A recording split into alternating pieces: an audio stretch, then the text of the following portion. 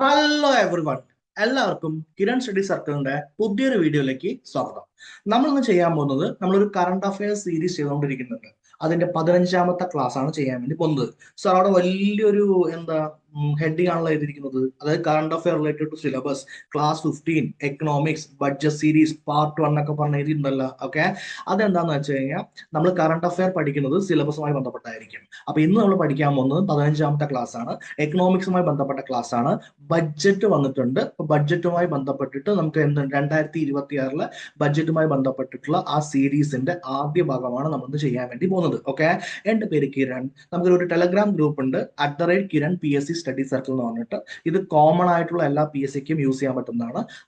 @Kiran study circle degree എന്ന് പറഞ്ഞിട്ടൊരു Telegram group ഉണ്ട്. അതിൽ ഡിഗ്രി ലെവലിന് വേണ്ടി പ്രത്യേകമായിട്ട് നമ്മൾ എന്ത് ചെയ്യുന്നതായിരിക്കും, ഫോക്കസ് ചെയ്യുന്നതായിരിക്കും. ഇതുമായി ബന്ധപ്പെട്ടിട്ടുള്ള എല്ലാ PPTയും PDF അതുമായി ബന്ധപ്പെട്ട എല്ലാ കാര്യങ്ങളും ഈ ടെലഗ്രാം ഗ്രൂപ്പിൽ കിട്ടുന്നതായിരിക്കും. ഓക്കെ, അപ്പൊ നമുക്ക് നമ്മുടെ ക്ലാസ് ആണല്ലോ എടുക്കേണ്ടത്. ക്ലാസ്സിലേക്ക് പോവാം.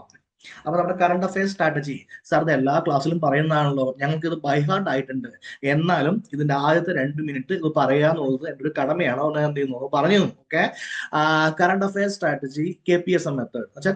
കിരൺ, എന്റെ പേര് കിരൺ എന്നാണല്ലോ. അപ്പൊ കിരൺ PSC സ്റ്റഡി മെത്തേഡ് പ്രകാരം നമ്മൾ നടത്താൻ പോകുന്ന സ്ട്രാറ്റജിയിൽ എങ്ങനെയാണ് കറണ്ട് അഫയർ പഠിക്കുക എന്നാണ് ആദ്യം പറയാൻ വേണ്ടി പോകുന്നത്. ഓക്കെ, അപ്പൊ ഒരു സെപ്പറേറ്റ് ബുക്ക് ഉണ്ടാക്കിയിരിക്കണം കറണ്ട് അഫയറിന് വേണ്ടിയിട്ട്.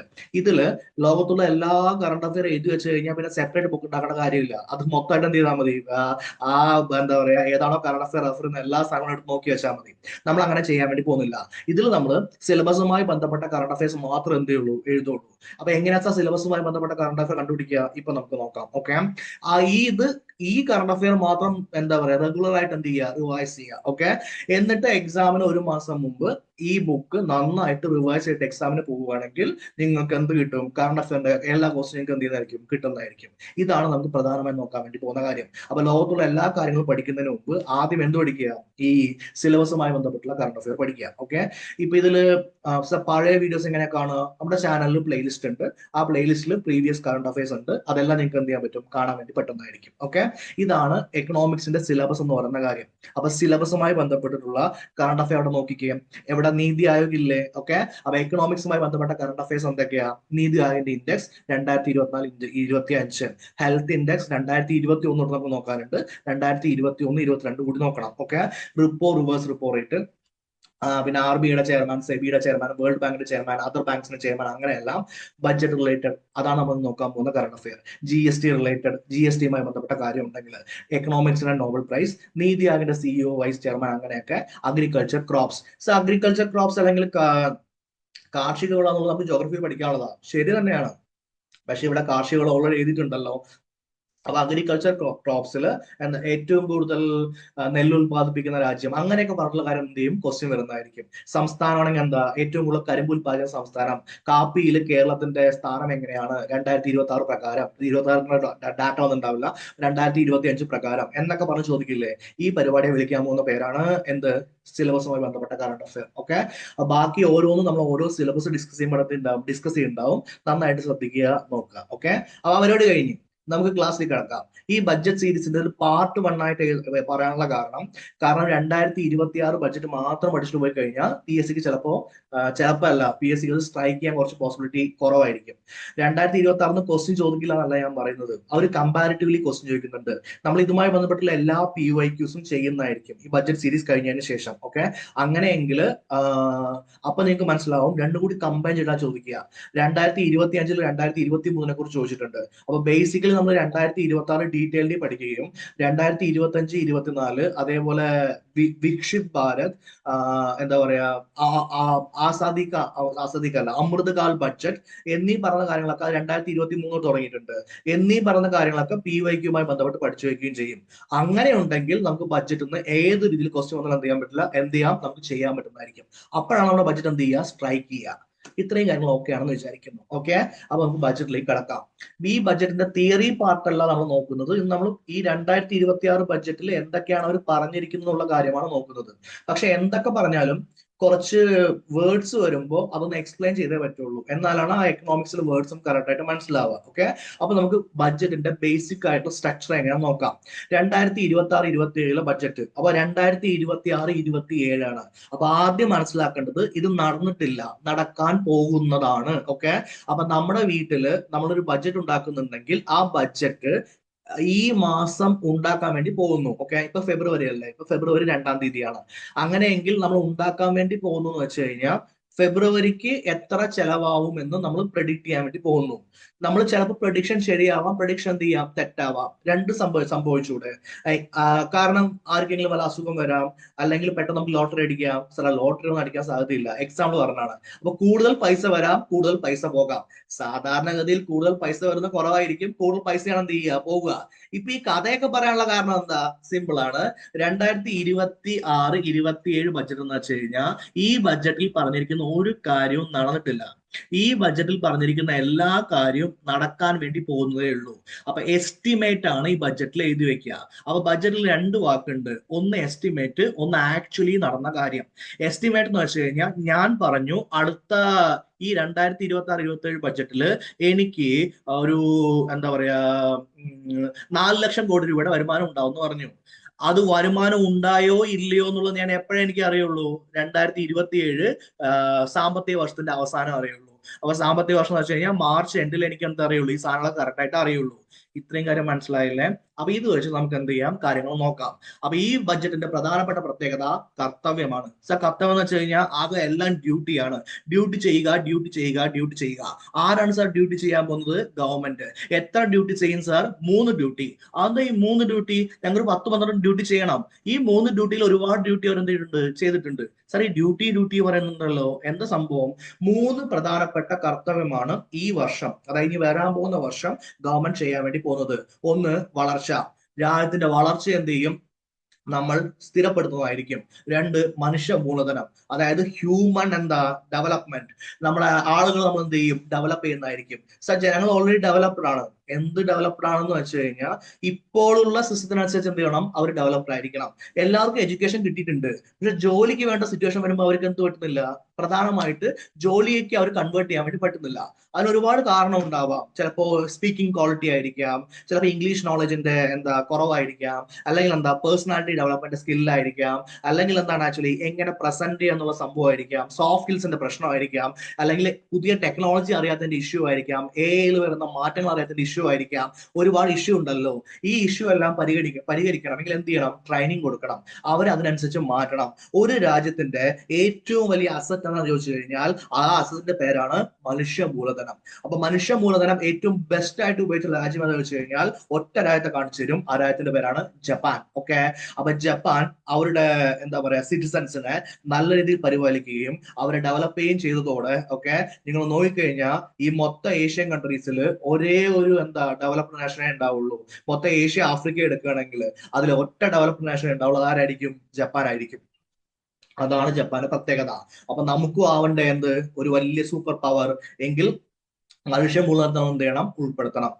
മനുഷ്യ മൂലധനം എന്ത് ചെയ്യണം, ബെറ്റർ ആക്കണം. അടുത്ത പരിപാടിയുടെ പേരാണ് ഉൾപ്പെടുത്തൽ. ആരെ ഉൾപ്പെടുത്തണം സാറേ, സമൂഹത്തിൽ നിന്ന് പുറത്തായവരെ നമ്മൾ എന്ത് ചെയ്യണം, ഉൾപ്പെടുത്തണം. ആരെ ഈ സമൂഹത്തിൽ നിന്ന് പുറത്തായവര്, വികലാംഗർ ഉണ്ടാവാം, അവർക്ക് സാധാരണക്കാരെ പോലെ ചെയ്യാൻ പറ്റുന്നില്ല, SC ST ഉണ്ടാവാം, സ്ത്രീകൾ ഉണ്ടാവാം, ഇവരെല്ലാവരെയും കൂടി ഉൾപ്പെടുത്തിക്കൊണ്ടുള്ള ഒരു വികസനമാണ് നമ്മൾ ബഡ്ജറ്റിൽ ഉദ്ദേശിക്കുന്നത്. ഓക്കെ, അപ്പൊ 3 കാര്യങ്ങൾ മനസ്സിലായില്ലേ, ഒന്ന് വളർച്ച, ഒന്ന് മനുഷ്യ മൂലധനം, ഒന്ന് ഉൾപ്പെടുത്തൽ. ഈ 3 കർത്തവ്യങ്ങളിൽ ശ്രദ്ധ കേന്ദ്രീകരിക്കുന്ന ഈ ബഡ്ജറ്റ് കർത്തവ്യ ഭവനിൽ തന്നെയാണ് തയ്യാറാക്കിയിരിക്കുന്നത്. ഓക്കെ, അപ്പൊ കർത്തവ്യ ഭവനിൽ നിന്ന് എത്ര കർത്തവ്യം വന്നു, 3 കർത്തവ്യം വന്നു.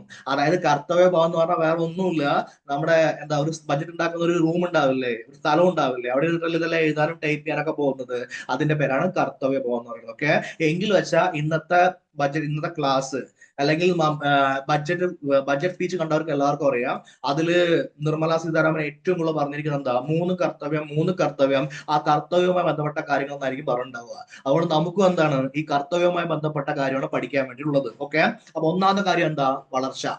ആഗോളപരമായ അനിശ്ചിതത്വം ഉണ്ടോ, ആഗോളപരമായിട്ട് ഒരുപാട് അനിശ്ചിതത്വം ഉണ്ട്. എന്താണ് അനിശ്ചിതത്വം ഉള്ളത്, ഡൊണാൾഡ് ട്രംപ് എന്ത് ചെയ്യുന്നു നമുക്ക് തന്നെ അറിയുന്നില്ല. ഓക്കെ, ഒരു ദിവസം രാവിലെ എണീറ്റിട്ട് വെനിസ്വേലയുടെ പ്രസിഡന്റ് എന്ത് ചെയ്യുന്നു, കിഡ്നാപ്പ് ചെയ്ത് കൊണ്ടുവരുന്നു. ഇറാനിലേക്ക് എന്ത് ചെയ്യുന്നു, എന്താ പറയാ കപ്പൽ അയക്കുന്നു. ഓക്കെ, ഗ്രീൻലാൻഡ് വേണമെന്ന് പറയുന്നു. ആകെ സിറ്റുവേഷൻ ആകെ പ്രശ്നമാണ്. ഓക്കെ, നമ്മുടെ ഷെയർ മാർക്കറ്റ്, സ്റ്റോക്ക് മാർക്കറ്റ് പ്രതീക്ഷ പോലെ എന്ത് ചെയ്യുന്നില്ല, വളരുന്നില്ല. സ്വർണ്ണവില എവിടെയോ എത്തി നിൽക്കുന്നു. KSR 2 ദിവസം കുറഞ്ഞിട്ടുണ്ട്, പോട്ടെ. സ്വർണ്ണവില എവിടെയോ എത്തി നിൽക്കുന്നു. എന്തോ സിറ്റുവേഷൻ, എല്ലാവർക്കും പ്രശ്നമുണ്ട്. മൊത്തം ലോകത്ത് എന്താ ഒരു പരിഭ്രാന്തി ഉണ്ട്. എങ്കിൽ ആ പരിഭ്രാന്തി നമുക്ക് എന്ത് ചെയ്യണം, പരിഹരിക്കണം. പരിഹരിച്ചേ പറ്റുള്ളൂ. ഓക്കെ, ലോകത്തുള്ള എല്ലാ പ്രോബ്ലം പരിഹരിക്കാൻ നമ്മളെ കൊണ്ട് പറ്റില്ല. എങ്കിൽ നമ്മൾ എന്ത് ചെയ്യുക, ബെറ്റർ ആവുക. അതിനു വേണ്ടിയിട്ട് വളർച്ച നിലനിർത്താൻ വേണ്ടി 3 കാര്യങ്ങൾ നമ്മൾ ബെറ്റർ ആക്കുക. 1 ഉൽപാദനക്ഷമത, 2 മത്സരശേഷി, 3 പ്രതിരോധ ശേഷി. എന്ന് വെച്ച് കഴിഞ്ഞാൽ നമുക്ക് ഏറ്റവും കൂടുതൽ പ്രൊഡക്ഷൻ ഉണ്ടാക്കാൻ വേണ്ടി പറ്റണം. ഇപ്പോൾ ലോകത്തിലെ ഏറ്റവും വലിയ പ്രൊഡക്ഷൻ ഹബ് എന്ന് പറയുന്നത് ചൈനയാണ്. ഓക്കെ, എല്ലാ രാജ്യങ്ങളും ചൈനയിൽ പോയിട്ട് എന്ത് ചെയ്യുന്നത്, ഇൻവെസ്റ്റ് ചെയ്യുന്നത് പ്രൊഡക്ഷൻ ഉണ്ടാക്കാൻ വേണ്ടിയിട്ട്. എങ്കിൽ അതിന് പകരം എവിടേക്ക് വരണം, ഇന്ത്യയിലേക്ക് വരണം. ഐഫോൺ സ്റ്റാർട്ട് ചെയ്തില്ലേ ചെന്നൈയിൽ, അതേപോലെ എന്ത് ചെയ്യണം, സ്റ്റാർട്ട് ചെയ്യണം. ഉൽപാദനം ഉണ്ടാക്കിയാൽ മാത്രം പോരാ, അതിന്റെ ക്വാളിറ്റിയും ക്വാണ്ടിറ്റിയും എന്തായിരിക്കണം, ബെറ്റർ ആയിരിക്കണം. എങ്കിലല്ലേ ലോകത്തുള്ള എല്ലാവരായിട്ട് കോമ്പീറ്റ് ചെയ്യാൻ പറ്റുള്ളൂ. ഓക്കെ, ഇപ്പൊ ജർമ്മൻ മെയ്ഡ് എഞ്ചിനീയറിംഗ് എന്ന് പറഞ്ഞാൽ ലോകത്തൊരു വാല്യൂ ഉണ്ട്. ജപ്പാനീസ് ടെക്നോളജി പറഞ്ഞാൽ ലോകത്തൊരു വാല്യൂ ഉണ്ട്. ഓക്കെ, പക്ഷെ ഇന്ത്യൻ ടെക്നോളജി പറഞ്ഞാൽ ലോകത്തിൽ എന്ത് കിട്ടുന്നില്ല, ഒരു വാല്യൂ കിട്ടുന്നില്ല, ഇപ്പോഴും കിട്ടുന്നില്ല. എങ്കിൽ അത് നമുക്ക് എന്ത് ചെയ്യണം, ബെറ്റർ ആക്കണം. അപ്പൊ അത് നമ്മൾ എന്ത് ചെയ്യാൻ പോവാണ്, ഈ ബഡ്ജറ്റിൽ എന്താ പറയാ, ഉൾപ്പെടുത്താൻ വേണ്ടി പോവുകയാണ്. അങ്ങനെയെങ്കിൽ വളർച്ചയിൽ നമ്മൾ ഉൽപ്പന്നങ്ങൾ നല്ല രീതിയിൽ ഉൽപ്പാദിപ്പിക്കും.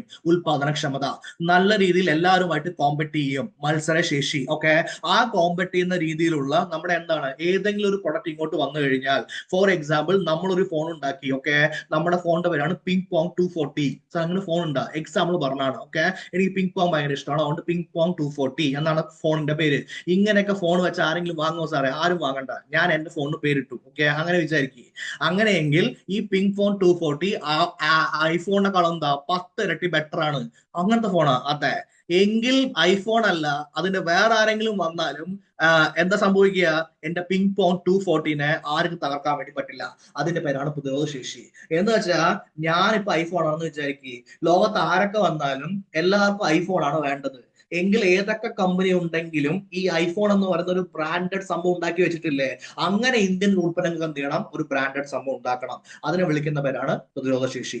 ഇത് മൂന്നും നമ്മുടെ കയ്യിൽ വന്നു കഴിഞ്ഞാൽ നമ്മുടെ ഉൽപ്പന്നങ്ങൾ എന്ത് ചെയ്യും, ലോകത്തെല്ലാവരും വാങ്ങുന്നതായിരിക്കും. അങ്ങനെ വാങ്ങിക്കഴിഞ്ഞാൽ നമുക്ക് എന്ത് കിട്ടും, വളർച്ച കിട്ടുന്നതായിരിക്കും. ഇത്രയും കാര്യം മനസ്സിലായ നമുക്ക് എന്ത് കിട്ടുന്നതായിരിക്കും, വളർച്ച കിട്ടുന്നതായിരിക്കും. ഇതാണ് ഒന്നാമത്തെ എന്ത് പരിപാടി. അപ്പൊ രണ്ടാമത്തെ പരിപാടി എന്താ, മനുഷ്യ മൂലധനം, ഹ്യൂമൻ റിസോഴ്സ് എന്ത് ചെയ്യുക, ഡെവലപ്പ് ചെയ്യുക. ഓക്കെ, അപ്പൊ രണ്ടാമത്തേത് ജനങ്ങളെ നല്ല അഭിവൃദ്ധിയിൽ നിർത്തുക. ഓക്കെ, അവർക്ക് എന്ത് കൊടുക്കുക, അവരുടെ കഴിവുകൾ ശക്തിപ്പെടുത്തുക. അപ്പോ നമ്മൾ സ്കൂൾ കോളേജ് വിദ്യാഭ്യാസം കൊടുത്തുകൊണ്ടിരിക്കുന്നുണ്ട്. പക്ഷെ ആ സ്കൂൾ കോളേജ് വിദ്യാഭ്യാസം കൊടുത്തുകൊണ്ട് മാത്രം കാര്യമില്ലല്ലോ, ടെക്നിക്കൽ നോളജ് കൊടുക്കണ്ടേ. എല്ലാവർക്കും ടെക്നിക്കൽ ആയിട്ടുള്ള അറിവ് കൊടുക്കുന്ന സിറ്റുവേഷൻ ഇല്ലല്ലോ. എങ്കിൽ എന്ത് ചെയ്യും, ബഡ്ജറ്റിൽ അതിന് വേണ്ടിയിട്ട് പൈസ മാറ്റി വെച്ചിട്ടുണ്ട്. അടുത്ത പരിപാടിയുടെ പേരാണ് എല്ലാവരും ഉൾപ്പെടുത്തൽ. അതിനുവേണ്ടി ഒരു വാക്കുണ്ട്, ആ വാക്കിന്റെ പേരാണ് സബ്കാ സാത്ത് സബ്കാ വികാസ്. ഇത് ഞങ്ങൾ പണ്ടേ കേട്ടതാണ്. ഓക്കെ, നമ്മള് ബഡ്ജറ്റ് പഠിക്കുമ്പോൾ എന്താ, പണ്ടേ കേട്ടതാണ്. ആ വാക്ക് ഇപ്പോഴും ഉണ്ട്, സബ്കാ സാത്ത് സബ്കാ വികാസ് എന്ന് വെച്ചാൽ എല്ലാവരെയും കൂടി ഉൾപ്പെടുത്തിയിട്ട് എല്ലാവരെയും എന്ത് ചെയ്യണം, ഡെവലപ്പ് ചെയ്യണം. അതിനു വേണ്ടിയിട്ട് 3 കാര്യങ്ങൾ. എന്തൊക്കെയാണ് സാർ 3 കാര്യങ്ങൾ? 1 വിഭവം, 1 സൗകര്യം, 1 അവസരം. എല്ലാവർക്കും ഇവിടെ തുല്യ അവസരം ഉണ്ടോ? ഇല്ലല്ലോ. ഓക്കെ, ഏതെങ്കിലും ഒരു വലിയ കോമ്പറ്റേറ്റീവ് എക്സാമിന് ഡോക്ടർ ആവാൻ വേണ്ടിയിട്ടുള്ള ഒരു കോമ്പറ്റേറ്റീവ് എക്സാമിന് പ്രിപ്പയർ ചെയ്യാൻ പോകുന്നുണ്ടെങ്കിൽ, ഓക്കെ, ഒരു 2.5 ലക്ഷം 3 ലക്ഷം രൂപ കൊടുത്ത് കോട്ട എന്ന് പറഞ്ഞ സ്ഥലത്ത് പോയിരുന്നു പഠിക്കാൻ വേണ്ടി പറ്റുന്ന എത്ര പേരുണ്ട്? വളരെ കുറഞ്ഞ ആളുകളല്ലേ ഉള്ളൂ. ഓക്കെ, അല്ല 2-3 വർഷം റിപ്പീറ്റ് ചെയ്യാൻ പറ്റുന്ന എത്ര പേരുണ്ട്? ഇനി കിട്ടിക്കഴിഞ്ഞാൽ, ആ ഡോക്ടർ കിട്ടിക്കഴിഞ്ഞാൽ 10-50 ലക്ഷം രൂപ ചെലവാക്കിയിട്ട് ഈ MD ഇതെല്ലാം ചെയ്യാൻ പറ്റുന്ന എത്ര പേരുണ്ട്? ഇല്ലല്ലോ. എങ്കിൽ നമ്മൾ സർക്കാർ മെഡിക്കൽ കോളേജുകളുടെ എണ്ണം കൂട്ടണ്ടേ? അപ്പോഴല്ലേ അവസരങ്ങൾ എല്ലാവർക്കും പ്രോപ്പറായി കിട്ടുള്ളൂ. കറക്റ്റ്. അതിനുവേണ്ടിയുള്ള സൗകര്യങ്ങൾ എല്ലാവർക്കും ഉറപ്പ് വരുത്തണ്ടേ? എല്ലാവർക്കും അടിസ്ഥാന സൗകര്യം മാത്രം മതിയോ? ഒരു ആരോഗ്യം എന്ന് പറയുന്നത് ഇമ്പോർട്ടന്റ് ആയ സംഭവമല്ലേ. ഹെൽത്ത് ഈസ് വെൽത്ത് എന്നല്ല പറയാ. ഹെൽത്ത് പോയി കഴിഞ്ഞാൽ എല്ലാം പോയില്ലേ. ഓക്കെ, അതിനു വേണ്ടിയിട്ട് വിഭവങ്ങൾ എന്ത് ചെയ്യണം, ഡിസ്ട്രിബ്യൂട്ട് ചെയ്ത് കൊടുക്കണം. ഈ പണം, ഈ ലാൻഡ്, ഈ എന്താ പറയാ സ്വത്ത് എന്ന് പറഞ്ഞത് കുറച്ച് പേരുടെ കയ്യിൽ മാത്രം ഉണ്ടായാൽ മതിയോ? 2025 കണക്ക് പ്രകാരം ഇന്ത്യയിലെ ഓക്കെ എന്താ പറയാ ഏകദേശം 70% സ്വത്തുള്ളത് ടോപ്പ് ആയിട്ടുള്ള 15% കയ്യിലാണ്. എങ്കിൽ ബാക്കിയുള്ളവരുടെ കയ്യിൽ ബാക്കി ബോട്ടം ആയിട്ടുള്ള 60% കയ്യിൽ എന്തേ ഉള്ളൂ? 5%, 6%, 10% മറ്റേ എന്തുള്ളൂ? സ്വത്തുള്ളൂ. അപ്പൊ ഏറ്റവും കൂടുതൽ സ്വത്ത് എന്താ? പണക്കാരൻ പണക്കാരനായിക്കൊണ്ടേ ഇരിക്കുന്നു, പാവപ്പെട്ടവൻ പാവപ്പെട്ടവനായിക്കൊണ്ടേ ഇരിക്കുന്നു. ഇങ്ങനെ ഒരു സിറ്റുവേഷൻ ഉണ്ടാകാൻ പറ്റില്ലല്ലോ. അപ്പൊ വിഭവങ്ങളെ ഡിസ്ട്രിബ്യൂട്ട് ചെയ്യണം, സൗകര്യങ്ങളെ ഡിസ്ട്രിബ്യൂട്ട് ചെയ്യണം, അവസരങ്ങളെ ഡിസ്ട്രിബ്യൂട്ട് ചെയ്യണം. ഇതെല്ലാം ചെയ്തു കഴിഞ്ഞാൽ എന്താവും? സബ്കാ സാത്ത് സബ്കാ വികാസ് ആവും എന്നാണ് ബഡ്ജറ്റ് പറയുന്നത്. ഓക്കെ അല്ലെ? ആദ്യം നമ്മൾ കുടുംബത്തെ ഡെവലപ്പ് ചെയ്യും, പിന്നെ പ്രദേശത്തെ ഡെവലപ്പ് ചെയ്യും, പിന്നെ എല്ലാവരും എന്ത് ചെയ്യും? ഉൾപ്പെടുത്തും. സാർ ഇതൊക്കെ ഒരുപാട് കേട്ടതാണ്, പണ്ട് തൊട്ടേ കേട്ടതാണ്. ഞങ്ങളുടെ അച്ഛന്റെ അമ്മയുടെയും കാലം തൊട്ട് ഞങ്ങൾ എന്താ അത് കേട്ടുകൊണ്ടിരിക്കുകയാണ്. ഓക്കെ, ആയിക്കോട്ടെ. പക്ഷെ നമുക്ക് ഇതാണ് പറഞ്ഞിരിക്കുന്നത്. അപ്പൊ നമുക്ക് എന്ത് ചെയ്യണം? ഈ കാര്യങ്ങൾ പഠിച്ചാലേ പറ്റുള്ളൂ. എന്ത് ചെയ്യുക? മനസ്സിലാക്കുക, പഠിക്കുക. പണ്ട് എന്താണോ പറഞ്ഞത് അത് തന്നെയാണ് ഇപ്പോഴും സിറ്റുവേഷൻ വലിയ മാറ്റമൊന്നുമില്ല. ഓക്കെ, എങ്കിൽ ആദ്യം നമുക്ക് ബഡ്ജറ്റിലെ ടെക്നിക്കൽ പാർട്ടിലേക്ക് കടക്കാം. ടെക്നിക്കൽ പാർട്ട് എന്ന് വെച്ച് കഴിഞ്ഞാൽ എത്ര പൈസ വന്നു, എത്ര പൈസ പോയി. ഓക്കെ, അപ്പൊ ഒന്ന്, എന്തായാലും നമ്മൾ കടം എടുക്കും. ഒരു സാധാരണക്കാരന്റെ വീടാണെങ്കിൽ എന്തെങ്കിലും ഒന്നുണ്ടാവും, കടം അവരുടെ കയ്യിൽ ഉണ്ടാവും. ഓക്കെ, അപ്പൊ ആദ്യം നമ്മൾ നോക്കാൻ പോകുന്നത് കടം ഇതര വരുമാനം എന്താണെന്നാണ്. അപ്പൊ കട ഇതര വരുമാനം എന്ന് വെച്ച് കഴിഞ്ഞാൽ നമ്മുടെ ശമ്പളം 25,000 രൂപയെന്ന് വിചാരിക്കൂ, നമ്മുടെ ചെലവ് 40,000 രൂപയെന്ന് വിചാരിക്കൂ. കുറച്ച് കൂടിയില്ലേ? പോട്ടെ, ഓക്കെ, അത്ര ചെലവ് വേണ്ട. നമ്മുടെ ചെലവ് എന്ന് പറഞ്ഞാൽ 35,000 രൂപയെന്ന് വിചാരിക്കൂ. ഒരു 10,000 രൂപയുടെ ഗ്യാപ്പ് എപ്പോഴും ഉണ്ട്. ഈ 10,000 രൂപ നമ്മൾ റോൾ ചെയ്തിട്ടായിരിക്കും ജീവിക്കുക. ഓക്കെ, അപ്പൊ റോളിങ് എപ്പോഴും ഉണ്ടാവും, നമ്മുടെ കയ്യിൽ ഉണ്ടായിക്കൊണ്ടേ ഇരിക്കുന്നുണ്ടാവും. എങ്കിൽ നമ്മുടെ സാലറി എന്ന് പറയുന്നത് ഫിക്സഡ് ആയിട്ടുള്ള വരുമാനം അല്ലേ? അതിനെ വിളിക്കുന്ന പേരാണ് കടം ഇതര വരുമാനം. അത് നമുക്ക് 36.5 ലക്ഷം കോടിയായിട്ട് എന്ത് ചെയ്തിട്ടുണ്ട്? കണക്കാക്കിയിട്ടുണ്ട്. മൊത്തം ചെലവ് 53.5 ലക്ഷം, വരുന്നത് 36.5 ലക്ഷം. 53.5 ലക്ഷം എന്ത് ചെയ്യണം? ചെലവുണ്ട്. അപ്പൊ 36, 53 നമ്മൾ ഡിഫറൻസ് ഇല്ലേ? ഓക്കെ, അപ്പൊ 36, 53 നമ്മൾ ഒരു 17 ഡിഫറൻസ് ഇല്ലേ? അത് 5, 5 ഒന്നും നോക്കണ്ട, ഒരു 17 ഡിഫറൻസ് ഇല്ലേ? ഓക്കെ, ആ 17 ലക്ഷം കോടി നമ്മൾ എന്ത് ചെയ്യും? കടമെടുക്കുന്നതായിരിക്കും ഏകദേശം. മനസ്സിലായ? ഓക്കെ, ഇതാണ് സിറ്റുവേഷൻ. എങ്കിൽ നമുക്ക് പ്രധാനമായിട്ട് വരുമാനം വരാൻ പോകുന്നത് നികുതി വരുമാനമാണ്. ഈ നികുതി വരുമാനം മാത്രം 28.7 ലക്ഷം കോടിയാണ് നമ്മൾ എന്ത് ചെയ്യുന്നു? കണക്കാക്കിയിട്ടുണ്ട്. അപ്പൊ നികുതിയിൽ പ്രത്യക്ഷ നികുതി ഉണ്ട്, പരോക്ഷ നികുതി ഉണ്ട്, എല്ലാം നികുതി ഉണ്ട്. നികുതി വരുമാനമാണ് നമ്മുടെ ഗവൺമെന്റിന് എന്ത്? പ്രധാന വരുമാന സ്രോതസ്. അത് 28.7 ലക്ഷം കോടിയായിട്ട് കണക്കാക്കപ്പെട്ടിട്ടുണ്ട്. ഓക്കെ, ഇത് നമ്മൾ കടം എടുക്കാൻ വേണ്ടി പോവാണ്. നമ്മൾ വിപണിയിൽ നിന്ന് വായ്പ ചോദിച്ചു. വിപണിയിൽ നിന്ന് വായ്പ ചോദിക്കുക വെച്ച് കഴിഞ്ഞാൽ അത് ഏതെങ്കിലും ബാങ്കിൽ നിന്നാവാം, RBI, SBI തുടങ്ങിയ ബാങ്കിൽ നിന്നാവാം, അല്ലെങ്കിൽ ഏതെങ്കിലും പറയാ ഇൻവെസ്റ്ററിന്റെ കയ്യിൽ നിന്നാവാം. ഇപ്പൊ ഫോർ എക്സാമ്പിൾ നമ്മളവിടെ വലിയ പണക്കാരൊക്കെയാ, അംബാനി, അദാനി പോലുള്ള ഇൻവെസ്റ്ററിന്റെ കയ്യിൽ നിന്നാവാം, അല്ലെങ്കിൽ ഇലോൺ മസ്കിന്റെ കയ്യിൽ നിന്നാവാം. എവിടെ നിന്ന് വേണമെങ്കിൽ വാങ്ങിക്കോട്ടെ. കിട്ടാവുന്ന അടുത്തൊക്കെ എന്ത് ചെയ്യണം? പൈസ വാങ്ങണം. നമ്മുടെ വീടൊരു അത്യാവശ്യമാണ്. ഓക്കെ, ഹോസ്പിറ്റൽ കേസാണ് എങ്കിൽ ആദ്യം നമ്മൾ ആരാണ് പൈസ എന്ന് നോക്കൂ, എവിടെ നിന്നെങ്കിലും പൈസ കിട്ടുകയല്ലേ? അപ്പൊ അതേപോലെ സിറ്റുവേഷനിൽ വിപണിയിൽ നിന്ന് നമ്മൾ 17.2 ലക്ഷം കോടി എന്ത് ചെയ്യുന്നു? കടം എടുക്കാൻ വേണ്ടി തീരുമാനിച്ചിട്ടുണ്ട്. വിപണി വായ്പ 17.2 ലക്ഷം കോടിയായിരിക്കും. ഓക്കെ, ഈ രണ്ടാമത്തെ പേരാണ് തീയതി നിശ്ചയിച്ച സെക്യൂരിറ്റി എന്ന് പറയുന്നത്. അപ്പൊ ആദ്യം നമുക്ക് സെക്യൂരിറ്റി എന്താണെന്ന് നോക്കാം. സെക്യൂരിറ്റി എന്ന് പറയുന്നത് ഒരു പേപ്പറാണ്. ആ പേപ്പറിനെ ബോണ്ട് എന്ന് വിളിക്കുന്നതായിരിക്കും. സർ അങ്ങനെ പറഞ്ഞാൽ എന്താ? ഇന്ന് ഞാൻ പൈസ നിങ്ങളുടെ കയ്യിൽ നിന്ന് കടം വാങ്ങിയിട്ടുണ്ട്. ഫോർ എക്സാമ്പിൾ അവിടെ എഴുതിയിരുന്നത് പൈസയാണോ നോക്കാം. 17.7 ലക്ഷം കോടി ഞാൻ പൈസ കടം വാങ്ങിയിട്ടുണ്ട്. ഈ 17.7 ലക്ഷം കോടി ഞാൻ 2028 ഫെബ്രുവരി 2-ാം തീയതി എന്ത് ചെയ്യും? തരുന്നതായിരിക്കും. അപ്പൊ ഞാൻ ഡേറ്റ് എഴുതി വെച്ചില്ലേ? അതായത് ഇപ്പൊ വാങ്ങുക, ഏത് വർഷം എന്ത് ചെയ്യും? തരും എന്നതിൽ എഴുതി വെച്ചിട്ടുണ്ടാവും. അതിനെ വിളിക്കുന്ന പേരാണ് തീയതി നിശ്ചയിച്ച സെക്യൂരിറ്റി എന്ന് വിളിക്കുന്ന പേര്. ഇത്രയും മനസ്സിലായോ? അപ്പൊ ഒന്നാമത്തെ കാര്യം നമുക്ക് പൈസയായി കിട്ടിയിട്ടുണ്ട്. അതെന്ത് ചെയ്യണം? എല്ലാ മാസവും അടച്ചു കൊടുക്കണം. ഫോർ എക്സാമ്പിൾ നിങ്ങൾക്ക് അറിയുമെന്ന് അറിയില്ല, നമ്മുടെ വീട്ടില് ഇടയിലൊക്കെ പലിശ കടം കൊടുക്കുന്ന ആളുകളുണ്ടാവും. അപ്പൊ എല്ലാ ആഴ്ചയും നമ്മൾ എന്ത് ചെയ്യണം? പലിശ കൊടുത്തുകൊണ്ടിരിക്കണം. ഓക്കെ, എന്നിട്ട് ലാസ്റ്റ് മുതലും പലിശയും കൂടി വലിയൊരു തുകയാവും. എല്ലാം എന്ത് ചെയ്യണം? അടച്ചടച്ച് നമുക്ക് ജീവിതകാലം മുഴുവൻ എന്ത് ചെയ്യും? പോകും. ആ പരിപാടിയാണ് 17.2 ലക്ഷം കോടി രൂപ. ഓക്കെ, ഇനി രണ്ടാമത്തെ എന്ന് പറയുന്നത് അതേ പലിശക്കാരനുണ്ട്. അയാൾ പറഞ്ഞു, ഇപ്പൊ ഞാൻ നിങ്ങൾക്ക് പൈസ തരാം, എനിക്ക് 2 വർഷം കണ്ട് എന്ത് ചെയ്താൽ മതി? പൈസ തന്നാൽ മതി. അതിനിടയ്ക്ക് എന്തില്ല? യാതൊരു പ്രശ്നവുമില്ല. അപ്പൊ ആ കിട്ടിയ പൈസ കൊണ്ട് നമ്മൾ എന്തെങ്കിലും ചെയ്തിട്ട് 2 വർഷം ആകുമ്പോൾ പൈസ തിരിച്ചു കൊടുത്താൽ മതി. അതിന്റെ പേരാണ് തീയതി നിശ്ചയ സെക്യൂരിറ്റി. ആ 2 വർഷം ഞാൻ പ്രോപ്പർ ആയിട്ടല്ലേ പറഞ്ഞത്? ഓക്കെ, പക്ഷെ അതിൽ എന്തുണ്ടാവും? പ്രോപ്പർ ഡേറ്റ് ഉണ്ടാവും. അതിന്റെ പേരാണ് തീയതി നിശ്ചയ സെക്യൂരിറ്റി. അപ്പൊ ഇത് കുറച്ചുകൂടി നമുക്കൊന്ന് ശ്വാസം വലിക്കാനുള്ള ടൈം കിട്ടില്ലേ? മറ്റതെന്താ? എല്ലാ ആഴ്ചയും വന്നിട്ട് വീടിന് മുമ്പുറത്ത് വെക്കും. ഓക്കെ, പൈസ വേണോ, പൈസ വേണോ, പൈസ എവിടെ പറഞ്ഞിട്ട് കൊടുക്കാൻ പറ്റില്ല. ഫുള്ള് ചീത്തയാണ്. ഇത് 2 വർഷം കഴിഞ്ഞ് ചീത്ത കേട്ടാൽ മതി. രണ്ട് ഞാൻ എക്സാമ്പിൾ കൊണ്ട് പറഞ്ഞതാണ്. 2-3 വർഷം എന്ത് ചെയ്യാൻ വെച്ച് കേട്ടാൽ മതി. ഓക്കെ, എങ്കിൽ മൊത്തം വിപണി വായ്പ എത്രയാ? 17.2 ലക്ഷം കോടി രൂപ. ആൻഡ് തീ നേഷൻ സെക്യൂരിറ്റി എത്രയാ? 11.7 ലക്ഷം കോടി രൂപ. ഇത്രയും കാര്യം ഓക്കെ അല്ലേ? ഡൺ. ഓക്കെ, എങ്കിൽ പുതുക്കിയ എസ്റ്റിമേറ്റ് എന്നൊരു വാക്ക് അവിടെ കണ്ടോ? 2025-26 പുതുക്കിയ എസ്റ്റിമേറ്റ്. എസ്റ്റിമേറ്റ് എന്ന് വെച്ചാൽ ഞാൻ എന്താ പറഞ്ഞു തന്നത്? എന്താണ് നടക്കാൻ പോകുന്നത് പ്രെഡിക്റ്റ് ചെയ്യുക. അപ്പൊ 2025-26 ബഡ്ജറ്റ് നടക്കുന്ന സമയത്ത് പ്രെഡിക്റ്റ് ചെയ്തിട്ടുണ്ടാവും ഇത്ര വരുമാനം കിട്ടുന്നു. ഓക്കെ, അങ്ങനെ കിട്ടുന്ന പ്രെഡിക്റ്റ് ചെയ്തതിനും ആക്ച്വലി നമ്മൾ വ്യത്യാസം ഉണ്ടാവില്ലേ? അപ്പോ 2025-26 ആക്ച്വൽ കടമിതര വരുമാനം 34 ലക്ഷം കോടിയാണ്. ഓക്കെ, ആക്ച്വൽ നികുതി വരുമാനം 26.7 ലക്ഷം കോടിയാണ്. ഇത്രയും മനസ്സിലായോ? ഓക്കെ, ആക്ച്വലി നമുക്ക് കഴിഞ്ഞ ഒരു വർഷം കൊണ്ട് 26.7 ലക്ഷം കോടി നികുതി വരുമാനമായി ലഭിക്കുകയും ഓക്കെ, കടമിതര വരുമാനമായിട്ട് ടോട്ടൽ 34 ലക്ഷം കോടി എന്ത് ചെയ്തു? കിട്ടുകയും ചെയ്തു. ഇത്രയും ഓക്കെ അല്ലേ? അതെ. ഓക്കെ, എങ്കിൽ നമ്മൾ ചിലവ് എത്ര പ്രതീക്ഷിച്ചു, എത്ര ആക്ച്വലി വന്നു? നമ്മൾ പ്രതീക്ഷിച്ചതിനേക്കാളും കൂടുതൽ ചെലവ് വന്നു. അതെങ്ങനെ സാർക്ക് മനസ്സിലായത്?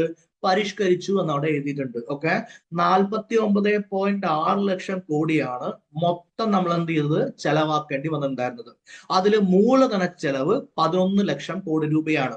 അപ്പൊ എന്താണ് ഈ മൂലധന ചെലവ് എന്ന് നമുക്ക് നോക്കാം. ഓക്കെ, ആ ടേം പഠിക്കാൻ വേണ്ടിയിട്ട് നിങ്ങളുടെ വീട്ടിൽ നിങ്ങൾ ഒരു വാഷിംഗ് മെഷീൻ വാങ്ങി എന്ന് വിചാരിക്കൂ. ഓക്കെ അല്ലെ? ആ വാഷിംഗ് മെഷീൻ എല്ലാ മാസവും വാങ്ങാൻ ഉദ്ദേശിക്കുന്ന എത്ര പേര് കൂടി ഉണ്ട്? ഇല്ലല്ലോ. ഒരു വാഷിംഗ് മെഷീൻ വാങ്ങിക്കഴിഞ്ഞു കഴിഞ്ഞാൽ അതെന്ത് വരും? ഒരു 10-15 വർഷം യൂസ് ചെയ്യുന്ന പരിപാടിയല്ലേ ഉള്ളത്. എങ്കിൽ ഒരു പ്രാവശ്യം വാഷിംഗ് മെഷീൻ വാങ്ങുമ്പോൾ വലിയൊരു തുക ചെലവാവില്ലേ? അതിന്റെ പേരാണ് മൂലധന ചെലവ് എന്ന് പറയുന്നത്. ഇനി നമുക്ക് എന്ത് ചെയ്യാം?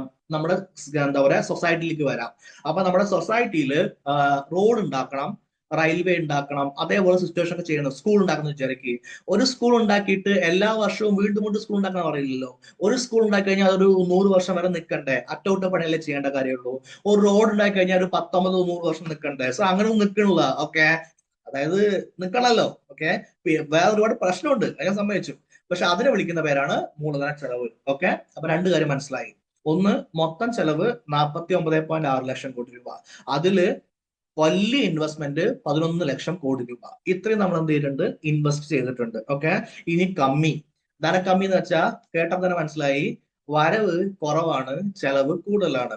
ഒരു സാധാരണ മിഡിൽ ക്ലാസിന്റെ വീട്ടിലുള്ള അതേ സിറ്റുവേഷൻ തന്നെയാണ് എന്തുള്ളത്? നമ്മുടെ രാജ്യത്തിന്റെ കയ്യിൽ ഉള്ളത്. ഓക്കെ, 2026-27 അതായത് 2027 മാർച്ച് വരുമ്പോ 4.3% ആയിരിക്കും ധനക്കമ്മി എന്ന് നമ്മൾ എന്ത് ചെയ്യുന്നു? പ്രതീക്ഷിക്കുന്നു. ഓക്കെ, 2025-26 ഡാറ്റ നമ്മുടെ കയ്യിലുണ്ട്. 2025-26 ഡാറ്റ എടുത്തപ്പോ 4.4% എന്ത് ചെയ്യുന്നു? എന്ത് ചെയ്യുന്നു? തുടർന്നുകൊണ്ടേ ഇരിക്കുന്നു. അപ്പൊ ധനക്കമ്മി നമ്മൾ കൺട്രോൾ ചെയ്ത് വെച്ചിട്ടുണ്ട്. അടുത്ത ബഡ്ജറ്റിൽ, അടുത്ത സാമ്പത്തിക വർഷം നമ്മളത് 1 പോയിന്റ് എന്ത് ചെയ്യും? കുറയ്ക്കുന്നതായിരിക്കും. സോ 1 പോയിന്റ് കുറച്ചോ എന്താ കാര്യം? ഓക്കെ, അത് എന്ത് ചെയ്യണം? 0 ആക്കണം. എന്റെ മക്കളെ, 1 പോയിന്റ് കുറയ്ക്കുക പറഞ്ഞാൽ ലക്ഷം കോടിയുടെ കണക്കാണ് പറഞ്ഞുകൊണ്ടിരിക്കുന്നത്. ഓക്കെ, വലിയൊരു രാജ്യമാണ് ഇന്ത്യ. 1 പോയിന്റ് കുറയ്ക്കാൻ ഭയങ്കര ബുദ്ധിമുട്ടാ. ഓക്കെ, കാര്യം മനസ്സിലായില്ലേ? ഓക്കെ, ഈ 4.4% ചെറിയ സംഖ്യയായിരിക്കും, പക്ഷെ ഇതിന്റെ വലുപ്പം എന്ന് പറയുന്നത് വളരെ കൂടുതലാണ്. ഇന്ത്യ ഒരു $5 ട്രില്യൺ എക്കണോമി ഉള്ള എന്താ ഒരു സ്ഥലമാണ്. അവിടെയാണ് ഈ ബഡ്ജറ്റ് പ്രഖ്യാപിക്കുന്നത്. അപ്പൊ 4.4 നോക്കേണ്ട കാര്യമില്ല, 9 ലക്ഷം കോടി രൂപയുടെ കണക്കാണ് അവിടെ പറഞ്ഞുകൊണ്ടിരിക്കുന്നത്. ഓക്കെ, അത്രയും മനസ്സിലായ? അത്രയും മനസ്സിലായെങ്കിൽ സിമ്പിൾ ആയി പറഞ്ഞാൽ എന്താ?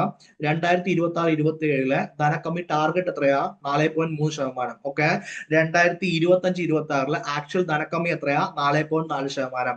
കുറയ്ക്കാൻ വേണ്ടി തീരുമാനിച്ച എത്രയാ? 0.1%. കുറച്ചോ ഇല്ലയോ എന്ന് എപ്പോ അറിയും? അടുത്ത ബഡ്ജറ്റിൽ അറിയും. ഓക്കെ, ഇത്രയും കാര്യം ഓക്കെ അല്ലേ? ഓക്കെ, ഇനി കടം. 2025-26 56.1% എന്തായിരുന്നു? കടമായിരുന്നു. ഓക്കെ, 2026-27 എസ്റ്റിമേറ്റ്, നമ്മൾ ബഡ്ജറ്റ് എസ്റ്റിമേറ്റ് അല്ലേ വെക്കുന്നത്, അതില് 55.6% കുറയും എന്ന് പ്രതീക്ഷിക്കുന്നു. ഓക്കെ, സാറ് 56.1, 55.6, അപ്പൊ ആകെ കുറഞ്ഞിരിക്കുന്നത് 0.5 ആണ്. ഓക്കെ, സാർ ഇതൊരു കുറവാണോ എന്ന് വിചാരിക്കുന്നിടത്ത് തൊട്ടു മുമ്പ് ഞാൻ പറഞ്ഞ അതേ കാര്യം. ഈ 0.5 എന്ന് പറയുന്നത് ലക്ഷം കോടി രൂപയായിരിക്കും. ഓക്കെ, മനസ്സിലായ? ഇത് അച്ചീവ് ചെയ്യാൻ പറ്റിയ ഭയങ്കര സംഭവമാണ്. എങ്കിൽ 2025-25 നമ്മുടെ കടത്തിന്റെ അനുപാതം എത്രയാ? 56.1%. ഓക്കെ, ഇനി എസ്റ്റിമേറ്റ് നമ്മൾ ഈ വർഷം, ഈ സാമ്പത്തിക വർഷം കടം എത്രയായി കുറയ്ക്കാൻ ഉദ്ദേശിച്ചിട്ടുണ്ട്? 55.6% കുറയ്ക്കാൻ ഉദ്ദേശിച്ചിട്ടുണ്ട്. എന്തിനു നമ്മൾ കമ്പയർ ചെയ്യുക? കടം GDP. കടം GDP എന്ന് വെച്ച് കഴിഞ്ഞാൽ നമ്മുടെ മൊത്തം വരുമാനം GDP. അതിന്റെ എത്ര ശതമാനമാണ് കടം ഉള്ളത്? ഓക്കെ, ഫോർ എക്സാമ്പിൾ നമ്മുടെ വീടിന് കണക്കെടുക്കുകയാണെങ്കിൽ നമ്മൾ മൊത്തം വരുമാനം 25,000 രൂപ. ഓക്കെ, കടം എന്ന് പറയുന്നത് 10,000 രൂപ. എങ്കിൽ 10,000 രൂപ ഡിവൈഡ് ബൈ 25,000 രൂപ ഇൻറ്റു 100. ഇങ്ങനെ കണ്ടു കഴിഞ്ഞാൽ എന്ത് കിട്ടും? പെർസെന്റേജ് കിട്ടുന്നതായിരിക്കും. ഓക്കെ, അപ്പൊ മൊത്തം കടം 1,00,000 കോടി രൂപയെന്ന് വിചാരിക്കുക. GDP 5 ട്രില്യൺ എന്ന് വിചാരിക്കുക. അപ്പൊ 1,00,000 കോടി ഡിവൈഡഡ് ബൈ എന്ത്? 5 ട്രില്യൺ ഇൻറ്റു 100 ചെയ്തു കഴിഞ്ഞാൽ ഒരു സംഖ്യ കിട്ടും. ആ സംഖ്യയാണ് അവിടെ എഴുതിയിരിക്കുന്നത് 56.1%. ഓക്കെ, അതിന് എന്താക്കി കുറയ്ക്കണം? 55.6% ആയിട്ട് കുറയ്ക്കണം. ഓക്കെ, എന്ന് പ്രവചിക്കുന്നു. ഓക്കെ, ഇങ്ങനെ നമ്മൾ ചെയ്തു കഴിഞ്ഞാൽ എന്താവും? നമ്മൾ ബെറ്റർ ആവുന്നതാണ് ബഡ്ജറ്റ് പറയുന്നത്. ഈ ഇത്രയും നേരം എടുത്തതിനെ നമ്മൾ എന്ത് ചെയ്തിട്ടുണ്ട്? ഒരു എന്താ പറയാ, ഒരു സിംഗിൾ സ്ലൈഡിൽ ഉൾപ്പെടുത്താൻ വേണ്ടി ശ്രമിച്ചിട്ടുണ്ട്. അപ്പൊ ആദ്യം നമുക്ക് ആ താഴെയുള്ള എന്ത് നോക്കാം? ബോക്സ് നോക്കാം. ആ ബോക്സിൽ നോൺ ഡെപ്റ്റ് റെസീപ്റ്റ്സ് എഴുതി വെച്ചിട്ടുണ്ടാവും. അതിന്റെ അർത്ഥം എന്താണെന്ന് വെച്ച് കഴിഞ്ഞാൽ കടം ഇതര വരുമാനം 36.5 lakh crore. ഓക്കെ, 2026-27 മാത്രമേ ഞാൻ വായിക്കുന്നുള്ളൂ. 2025-26 കാര്യങ്ങൾ നമുക്ക് 25 ബഡ്ജറ്റിലെ പ്രധാനപ്പെട്ട കാര്യമായിട്ട് എടുക്കും. എപ്പൊ നമ്മൾ ഇതിന്റെ പാർട്ട് 2 ആയിട്ട്. അപ്പൊ നമുക്ക് എന്ത് ചെയ്യാം? ഡീറ്റെയിൽ രണ്ടും കൂടി കമ്പയർ ചെയ്തിട്ട് ക്വസ്റ്റ്യൻസ് ഒക്കെ ഡിസ്കസ് ചെയ്യാം. ഓക്കെ, സാർ ഇതിൽ ക്വസ്റ്റ്യൻ ഡിസ്കസ് ചെയ്യണം. ഇതിപ്പോ വന്നിട്ടുള്ളൂ മക്കളെ, ഇതിൽ ക്വസ്റ്റ്യൻ ഒന്നും വരില്ലല്ലോ. പഴയ ബഡ്ജറ്റിലെ ക്വസ്റ്റ്യൻ വരിക. അപ്പൊ നമുക്ക് എന്ത് ചെയ്യാം? അത് ഡിസ്കസ് ചെയ്യാം. ഓക്കെ, അടുത്ത് നെറ്റ് ടാക്സ് റെസീപ്റ്റ്സ്. എത്ര അറ്റ നികുതി വരുമാനം ഉണ്ട്? 28.7 lakh crore. Okay, total expenditure 53.53 lakhs. Okay, physical deficit കടം GDP-യുടെ 4.3%. ഓക്കെ, ഡെപ്റ്റ് ടു GDP റേഷ്യോ, അതായത് കടം GDP എന്താ പറയാ അംശബന്ധം 55.6%. Okay, net market borrowings, market നിന്ന് ബോറോ ചെയ്യാൻ വേണ്ടി ഉദ്ദേശിക്കുന്ന പൈസ 11.7 ലക്ഷം കോടി രൂപ. ഇത്രയും കാര്യം ഓക്കെ ആണോ? ഇത്രയും കാര്യം ഡൺ ആണോ? Okay, fine. എങ്കിൽ ഇതാണ് നമ്മൾ ചെയ്യാൻ വേണ്ടി ഉദ്ദേശിക്കുന്നത്. ഇതിന് വേണ്ടിയിട്ട് 3 പില്ലർ ഉണ്ട്. അവിടെ 3 സാധനം കൊടുത്തിട്ടില്ലേ? ഒന്നാമത്തെ പില്ലർ എന്താ? Accelerate and sustain economic growth. അപ്പൊ വളർച്ച എന്ത് ചെയ്യുക? എന്താ പറയാ, കോൺസെൻട്രേറ്റ് ചെയ്യുക. രണ്ടാമത്തെ കപ്പാസിറ്റി ബിൽഡ് ചെയ്യുക. ഓക്കെ, നീല സാധനം. മൂന്നാമത്തെ എന്താ? ആ ഒരു പിങ്ക് പോലൊരു സാധനം എന്താണെന്ന് വെച്ചാൽ എല്ലാവരും എന്ത് ചെയ്യുക? ഉൾപ്പെടുത്തുക. അവിടെ ഒരു കൊടയുണ്ട്, കൊടയിൽ എല്ലാവരും ഉൾപ്പെട്ടിട്ടില്ലേ? അപ്പൊ എന്ത് ചെയ്യുക? എല്ലാവരും ഉൾപ്പെടുത്തുക. ഇതാണ് ബഡ്ജറ്റ്. 3 കർത്തവ്യങ്ങൾ, 3 കർത്തവ്യാസ് ഓഫ് 2026-27 ബഡ്ജറ്റ്. ഇത്രയും കാര്യം മനസ്സിലായോ? ഓക്കെ, എങ്കിൽ നമുക്ക് നമ്മൾ പഠിക്കാൻ പോകുന്നത് കർത്തവ്യങ്ങളാണ്. ഒന്നാം കർത്തവ്യം, രണ്ടാം കർത്തവ്യം, മൂന്നാം കർത്തവ്യം.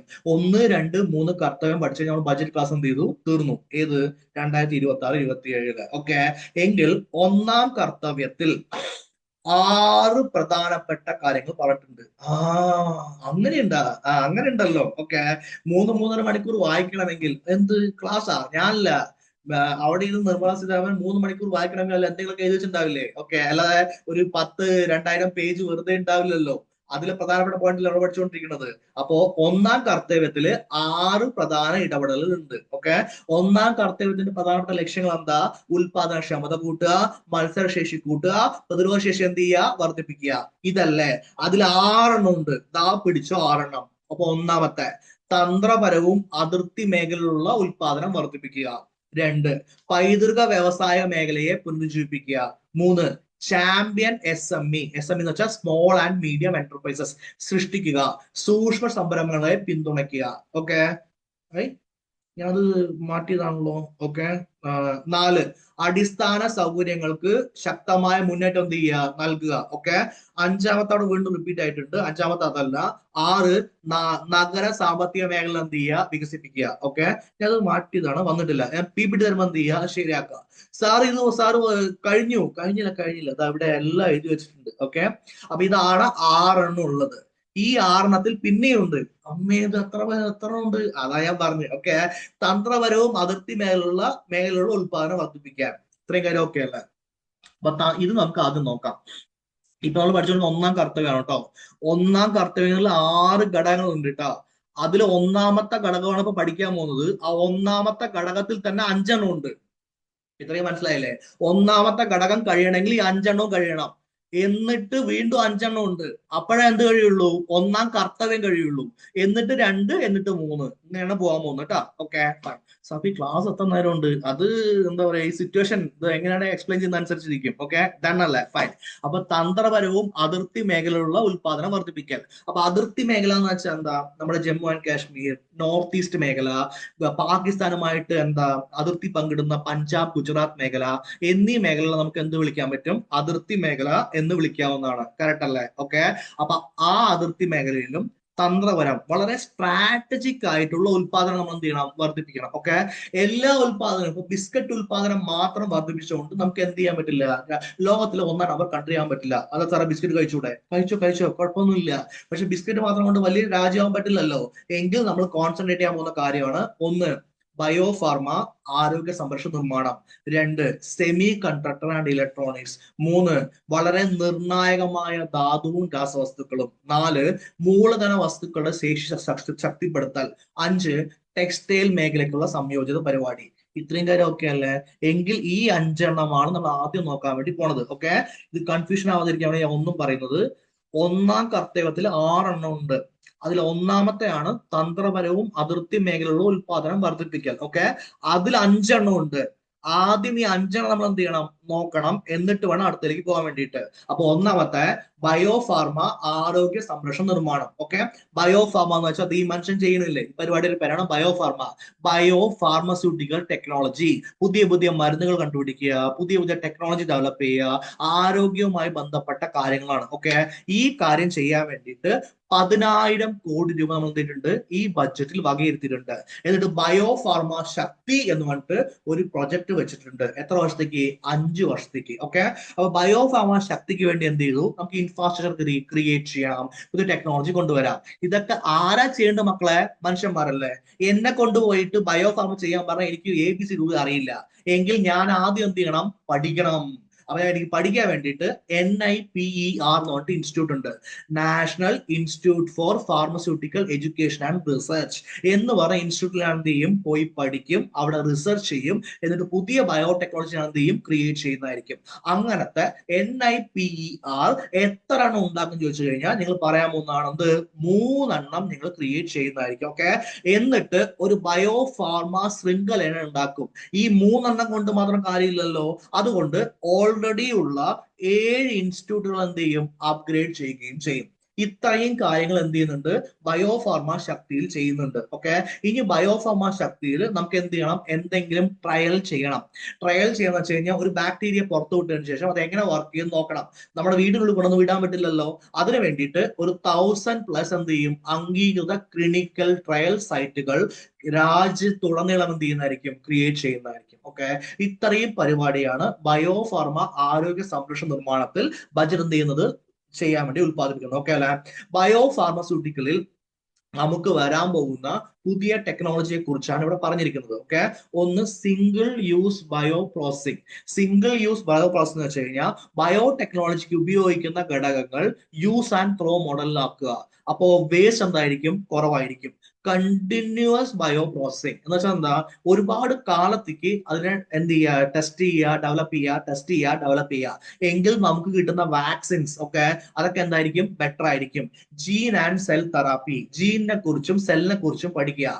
ആർട്ടിഫിഷ്യൽ ഇന്റലിജൻസ് എന്ത് ചെയ്യുക? ഉൾപ്പെടുത്തുക. Okay, bio printing and 3D bio manufacturing. Okay, എനിക്കിത് വളരെ അത്ഭുതമുള്ള കാര്യമാണ്. ഈ കുറച്ച് വർഷത്തിനുള്ളിൽ നമുക്ക് പ്രിന്ററും നമ്മൾ പേപ്പറും ഫോട്ടോ ഒക്കെ എടുക്കില്ലേ? പേപ്പറിൽ ഫോട്ടോ ഒക്കെ പ്രിന്റ് ചെയ്തെടുക്കില്ലേ?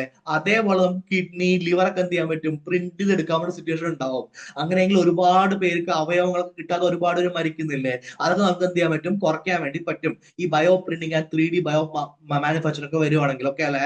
ഇനി അടുത്തത് പേഴ്സണലൈസ്ഡ് മെഡിസിൻ. ഓരോരുത്തരും ഓരോ പോലെയാണ് അല്ലെ? എന്നെ പോലെയല്ല നിങ്ങൾ, നിങ്ങളെ പോലെയല്ല വേറൊരാള്. അപ്പൊ ഓരോരുത്തരും എന്ത് വേണം? അവരുടെ ശരീരത്തെ അറിഞ്ഞതിന് ശേഷമാണ് മരുന്ന് കൊടുക്കേണ്ടത്. എങ്കിലേ എല്ലാ മരുന്ന് എല്ലാം കൊടുക്കാൻ ചെയ്യാൻ പറ്റില്ല, ശരിയാക്കാൻ വേണ്ടി പറ്റില്ല. അടുത്തതിന്റെ പേരാണ് ബയോ സിമിലേഴ്സ് ആൻഡ് ബയോജെനിക്സ്. ഓക്കെ, അപ്പൊ ബയോ സിമിലേഴ്സ് ആൻഡ് ബയോജെനിക്സ് എന്ന് വെച്ചാൽ എന്താ? ആക്ച്വലി ഒരു ഏതുള്ള ഐഡിയ ആണ്? ബയോജെനറിക്സ് എന്ത് ചെയ്യുക? കൂടുതലായിട്ട് പഠിക്കാനുള്ള ഒരു ഐഡിയ ആണ്. Okay, single use bio process നമ്മൾ ഓൾറെഡി എന്ത് ചെയ്തു നോക്കി. ഈ ടെക്നോളജി എല്ലാം ഡെവലപ്പ് ചെയ്യുന്നതിനെ വിളിക്കുന്ന പേരാണെന്ത്? ബയോ ഫാർമ ശക്തി. മൊത്തം എന്താ 10,000 കോടി രൂപ നമ്മൾ എന്ത് ചെയ്യുന്നുണ്ട്? മുടക്കുന്നുണ്ട്. ഓക്കെ, അപ്പൊ ബയോ ഫാർമ ശക്തി കഴിഞ്ഞാൽ അടുത്ത നമ്മൾ ചെയ്യാൻ പോകുന്നതാണ് semi conductor and electronics. Electronics ഉൽപ്പന്നങ്ങളിൽ നമ്മുടെ കുത്തകയെ ഇല്ല. ഇലക്ട്രോണിക്സ് ഉൽപ്പന്നങ്ങളുടെ നിർമ്മാണ കുത്തക ആരുടെ കയ്യിലാണ് ഉള്ളത്? ചൈനയുടെ കയ്യിലാണ് ഉള്ളത്. സാറേ എന്താ ഈ കുത്തക കുത്തക എന്ന് വെച്ച് കഴിഞ്ഞാൽ, അതായത് അവരാണ് ഈ ലോകത്ത് എന്ത് ചെയ്യുക? എല്ലാം പ്രൊഡ്യൂസ് ചെയ്യുക. പിന്നെ ആപ്പിൾ ഫോൺ ഉണ്ടാക്കുന്ന അമേരിക്കയാണ്, മനസ്സിലായി? ആപ്പിൾ ഫോൺ ഉണ്ടാക്കുന്ന അമേരിക്ക ആയിരിക്കും, പക്ഷെ ആപ്പിൾ ഫോൺ ഉണ്ടാക്കുന്ന സ്ഥലം എവിടെയാ? ചൈന ആയിരിക്കും. കറക്റ്റ് അല്ലേ? ഓക്കെ, എങ്കിൽ അവിടെ ചൈന എന്താ ഒരു പ്രൊഡക്ഷൻ ഹബ് ആയിട്ട് മാറിയിട്ടുണ്ട്. അതിനുള്ള പ്രധാനപ്പെട്ട കാരണം ഈ കാണുന്ന സാധനങ്ങളാണ്. അത് സാർ 8 കാലി പോലെ ഉണ്ടല്ല. ഓക്കെ, നിങ്ങളുടെ ഫോൺ എടുത്ത് നിങ്ങൾ തുറന്നു നോക്കുകയാണെങ്കിൽ നിങ്ങൾ അതിൽ ഇങ്ങനത്തെ സാധനങ്ങൾ കാണും. ഏതെങ്കിലും ഇലക്ട്രോണിക്സ് ഡിവൈസ് തുറന്നു നോക്കുകയാണെങ്കിൽ ഇതിനുള്ളിൽ കാണും. നിങ്ങൾ ഇലക്ട്രോണിക്സ് ആൻഡ് കമ്മ്യൂണിക്കേഷൻ എഞ്ചിനീയറാണ് പഠിച്ചിരിക്കുന്നത്, നിങ്ങൾ ഡെയിലി ലൈഫിൽ എന്തായിരിക്കും? ഈ സാധനമായിരിക്കും ഡെയിലി ലൈഫിൽ ഉണ്ടാവുക. അപ്പൊ ഇതിനെ വിളിക്കുന്ന പേരാണ് സെമി കണ്ടക്ടർ ഡിവൈസസ്. ഓക്കെ, ഇനി നമുക്ക് PSC പഠിക്കുന്ന നിങ്ങളാണെങ്കിൽ ഫിസിക്സിൽ റെസിസ്റ്റർ, കപ്പാസിറ്റർ, ട്രാൻസിസ്റ്റർ ഒക്കെ എന്ത് ചെയ്യും? പഠിച്ചിട്ടുണ്ടാവും. ഓക്കെ, ആ സാധനം തന്നെയാണ്. അപ്പൊ ഈ സാധനം നമുക്ക് എന്ത് ചെയ്യണം? ഉണ്ടാക്കണം.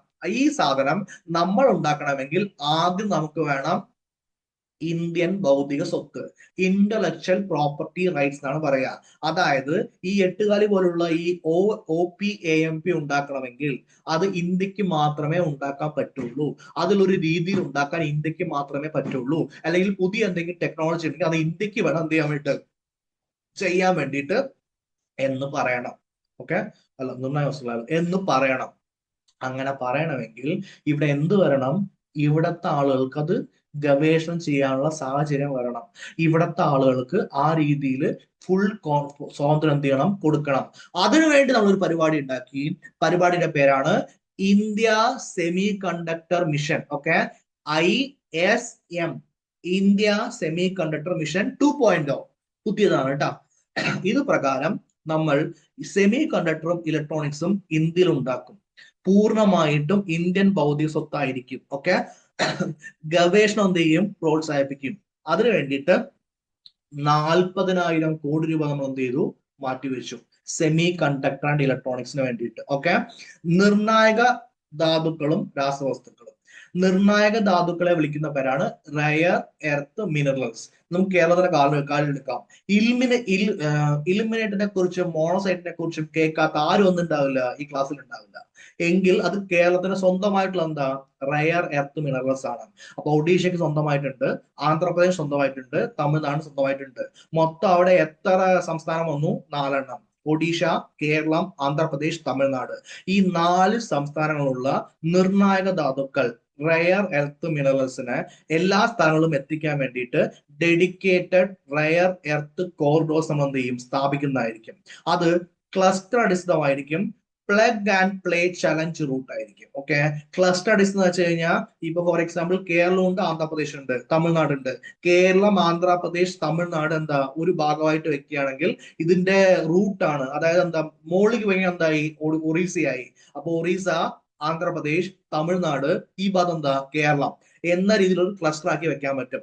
ഇതിനു വേണ്ടി നമ്മൾ ഇൻട്രൊഡ്യൂസ് ചെയ്യാൻ പോകുന്ന റൂട്ടിന്റെ പേരാണ് plug and play challenge route. Okay, ഈ പ്ലഗ് ആൻഡ് പ്ലേ ചലഞ്ച് റൂട്ടിൽ നമ്മൾ ചെയ്യാൻ പോകുന്ന കാര്യം 3 കെമിക്കൽ പാർക്ക് എന്ത് ചെയ്യും? സ്ഥാപിക്കും. ഓക്കെ, ഈ നിർണായക ധാതുക്കൾ കിട്ടാൻ വേണ്ടിയിട്ട്. ഓക്കെ, എങ്കിൽ മൂലധന വസ്തുക്കളുടെ ശേഷി എന്ത് ചെയ്യുക? ശക്തിപ്പെടുത്തുക. മൂലധന വസ്തുക്കളുടെ ശേഷി ശക്തിപ്പെടുത്തുക വെച്ച് കഴിഞ്ഞാൽ ഒരു മൂലധന വസ്തുവിന്റെ പേര് പറഞ്ഞേ. കാർ ഇടയ്ക്കിടയ്ക്ക് കഴുകി വെക്കണം. ഓക്കെ, അതിലേക്ക് ഓയിലൊക്കെ ഒന്ന് ചേഞ്ച് ചെയ്യണം, ഇടയ്ക്കൊന്ന് സർവീസിനൊക്കെ കൊടുക്കണം. എങ്കിൽ ആ കാർ എന്ത് ചെയ്യും? കൂടുതൽ കാലം നിൽക്കില്ലേ? അത് തന്നെയാണ് പറയാൻ പോണത്. ഓക്കെ, അപ്പൊ അതിനു വേണ്ടിയിട്ട് ഓട്ടോമേറ്റഡ് സർവീസ് ബ്യൂറോ ഉണ്ടാക്കണം. ഓക്കെ, CPSE ഹൈടെക് സ്കൂൾ ഉണ്ടാക്കണം. ഇതെല്ലാം ചെയ്യാൻ വേണ്ടിയിട്ട് നമുക്ക് CIE വേണം. എന്താണ് സാർ CIE എന്ന് വെച്ച് കഴിഞ്ഞാൽ? Construction and infrastructure equipment. അപ്പൊ പുതിയ രീതിയിലുള്ള എക്യുപ്മെന്റ് നമുക്ക് ആവശ്യമുണ്ട്. അതിനുവേണ്ടി 5 വർഷത്തേക്ക് 10,000 കോടി രൂപ ചെലവ് വരുന്ന ഒരു കണ്ടെയ്നർ നിർമ്മാണ പദ്ധതി നമ്മൾ എന്ത് ചെയ്യും? കൊടുക്കുന്നതായിരിക്കും. അപ്പൊ CIE ഉണ്ട്, കൺസ്ട്രക്ഷൻ ആൻഡ് ഇൻഫ്രാസ്ട്രക്ചർ എക്യുപ്മെന്റ്. 5 വർഷത്തേക്ക് 10,000 കോടിയിലധികം ചെലവ് വരുന്ന കണ്ടെയ്നർ നിർമ്മാണ പദ്ധതി. ഇതിലൂടെ നമ്മൾ എന്ത് ചെയ്യുന്നതായിരിക്കും? മൂലധന വസ്തുക്കളുടെ ശേഷി ശക്തിപ്പെടുത്തുന്നതായിരിക്കും. ടെക്സ്റ്റൈൽസ്. ഓക്കെ, ടെക്സ്റ്റൈൽസ് ടെക്സ്റ്റൈൽസ് മേഖലയ്ക്കുള്ള സംയോജിത പരിപാടി. സാർക്ക് ഭയങ്കര ആവേശമായല്ലോ. അതെ, ഇന്ത്യയുടെ ഏറ്റവും പ്രധാനപ്പെട്ട വരുമാന മാർഗമാണ് എന്ത്? ടെക്സ്റ്റൈൽ. ഇപ്പൊ നമ്മൾ കേരളത്തിലായതുകൊണ്ട് തിരുപ്പൂർ എന്ന് പറഞ്ഞ സ്ഥലം ഉണ്ടാവും. ലോകത്തിന് തന്നെ ഡ്രസ്സ് സപ്ലൈ ചെയ്യുന്ന ഒരു പ്രധാനപ്പെട്ട ഹബ്ബാണ് എന്ത്? തിരുപ്പൂർ, പ്രത്യേകിച്ച് തമിഴ്നാട് മേഖല. ഓക്കെ, അപ്പൊ അവര് പ്രധാനമായിട്ട് വർക്ക് ചെയ്യുന്ന നാരുകള് പ്രകൃതിദത്ത നാരുകളാണ്. പ്രകൃതിയിൽ നിന്ന് കിട്ടുന്ന പ്രധാനപ്പെട്ട 3 നാരുണ്ട്. ഒന്ന് സിൽക്ക്, കമ്പിളി, ചണം. സാർ മനുഷ്യന്മാർ സ്വന്തമായിട്ട് ഉണ്ടാക്കിയിട്ടില്ലേ? ഉണ്ടാക്കിയിട്ടുണ്ട്. മനുഷ്യനിർമ്മിത നാരുകളുണ്ട്. പുതിയ എന്തെങ്കിലും നാരുണ്ടോ സാറേ? ഉണ്ട്. അതിനെ വിളിക്കുന്ന പേരാണ് നവയുഗ നാരുകൾ. എന്നിവയിലെല്ലാം സ്വയം പര്യാപ്തത കൈവരിക്കുന്നതിന് വേണ്ടിയിട്ട്, സ്വയം പര്യാപ്തത പറഞ്ഞു കഴിഞ്ഞാൽ ഇന്ത്യയിൽ തന്നെ പൂർണ്ണമായി ഇത് പ്രോസസ് ചെയ്ത് സിന്തസൈസ് ചെയ്ത് ഉണ്ടാക്കി ഫൈനൽ പ്രൊഡക്റ്റ് ആക്കുന്നവരേക്കുള്ള ദേശീയ നാരുകൾ പദ്ധതി നമ്മൾ കൊണ്ടുവന്നിട്ടുണ്ട്. അപ്പൊ ഈ ദേശീയ നാരുകൾ പദ്ധതിയിൽ 1 പ്രകൃതിദത്ത നാരുണ്ട്, 2 മനുഷ്യനിർമ്മിത നാരുണ്ട്, 3 നവയുഗ നാരുണ്ട്. നമുക്ക് പ്രധാനമായും നോക്കേണ്ടത് പ്രകൃതിദത്ത നാരാണ്. പ്രകൃതി നാരിൽ നമ്മൾ കോൺസെൻട്രേറ്റ് ചെയ്യാൻ പോകുന്ന 3 നാരുണ്ട്. 1 സിൽക്ക് സാരി, 2 കമ്പിളി പുതപ്പ്, 3 ചണം. ഓക്കെ, ഇങ്ങനെയുള്ള 3 നമ്മുടെ കയ്യിലുണ്ട്. ഓക്കെ, അപ്പൊ ഈ ക്ലസ്റ്റർ എന്ന് വെച്ച് കഴിഞ്ഞാൽ ഒരു കൂട്ടത്തിൽ എത്ര കൂട്ടമുണ്ട്? 3 ഉണ്ട്. അപ്പൊ ഇവർക്ക് വേണ്ടിയിട്ട് മെഗാ ടെക്സ്റ്റൈൽ പാർക്ക് നമ്മൾ എന്ത് ചെയ്യും? ഉണ്ടാക്കുന്നതായിരിക്കും. സാങ്കേതിക വിദ്യ എന്ത് ചെയ്യുന്നതായിരിക്കും? കൊടുക്കുന്നതായിരിക്കും. പൈസ വേണമെങ്കിൽ പൈസ എന്തെന്നായിരിക്കും? കൊടുക്കുന്നതായിരിക്കും. മൂലധന പിന്തുണ എന്ത് ചെയ്യും? നൽകുന്നതായിരിക്കും. ഓക്കെ, ഇനി ഈ നാരുകൾ ക്വാളിറ്റി ഉള്ളതെന്ന് അറിയണം. അതിനു വേണ്ടിയിട്ട് പരിശോധനാ സൗകര്യം എന്ത് ചെയ്യും? കൊടുക്കുന്നതായിരിക്കും. ഓക്കെ, ഇത്രയും പരിപാടി നമ്മൾ എന്തിൽ ചെയ്യും? ടെക്സ്റ്റൈൽ മേഖലയ്ക്ക് ചെയ്യുന്നതായിരിക്കും. അതിലൂടെ ടെക്സ്റ്റൈൽ മേഖലയുടെ ഗുണനിലവാരം മെച്ചപ്പെടുത്തി ബ്രാൻഡിങ് ചെയ്ത് സാധാരണക്കാരുടെ ഡ്രസ്സസ് ആയ ഖാദി, കൈത്തറി, കരകൗശല വസ്തുക്കൾ, സാധാരണക്കാരെന്ന് കേട്ടതോടെ മഹാത്മാഗാന്ധി ഓർമ്മ വന്നു. എന്താ? ഗ്രാമസ്വരാജ് ഓർമ്മ വന്നു. അപ്പൊ മഹാത്മാഗാന്ധി സ്വപ്നം കണ്ട കിടാശ്ശേരി കിട്ടണമെങ്കിൽ എന്ത് ചെയ്യണം? ഗ്രാമസ്വരാജ് നടക്കണം. അപ്പൊ ഗാന്ധി സ്വപ്നം കണ്ട കിടാശ്ശേരിയിൽ എല്ലാവരും എന്താ ഇടുക?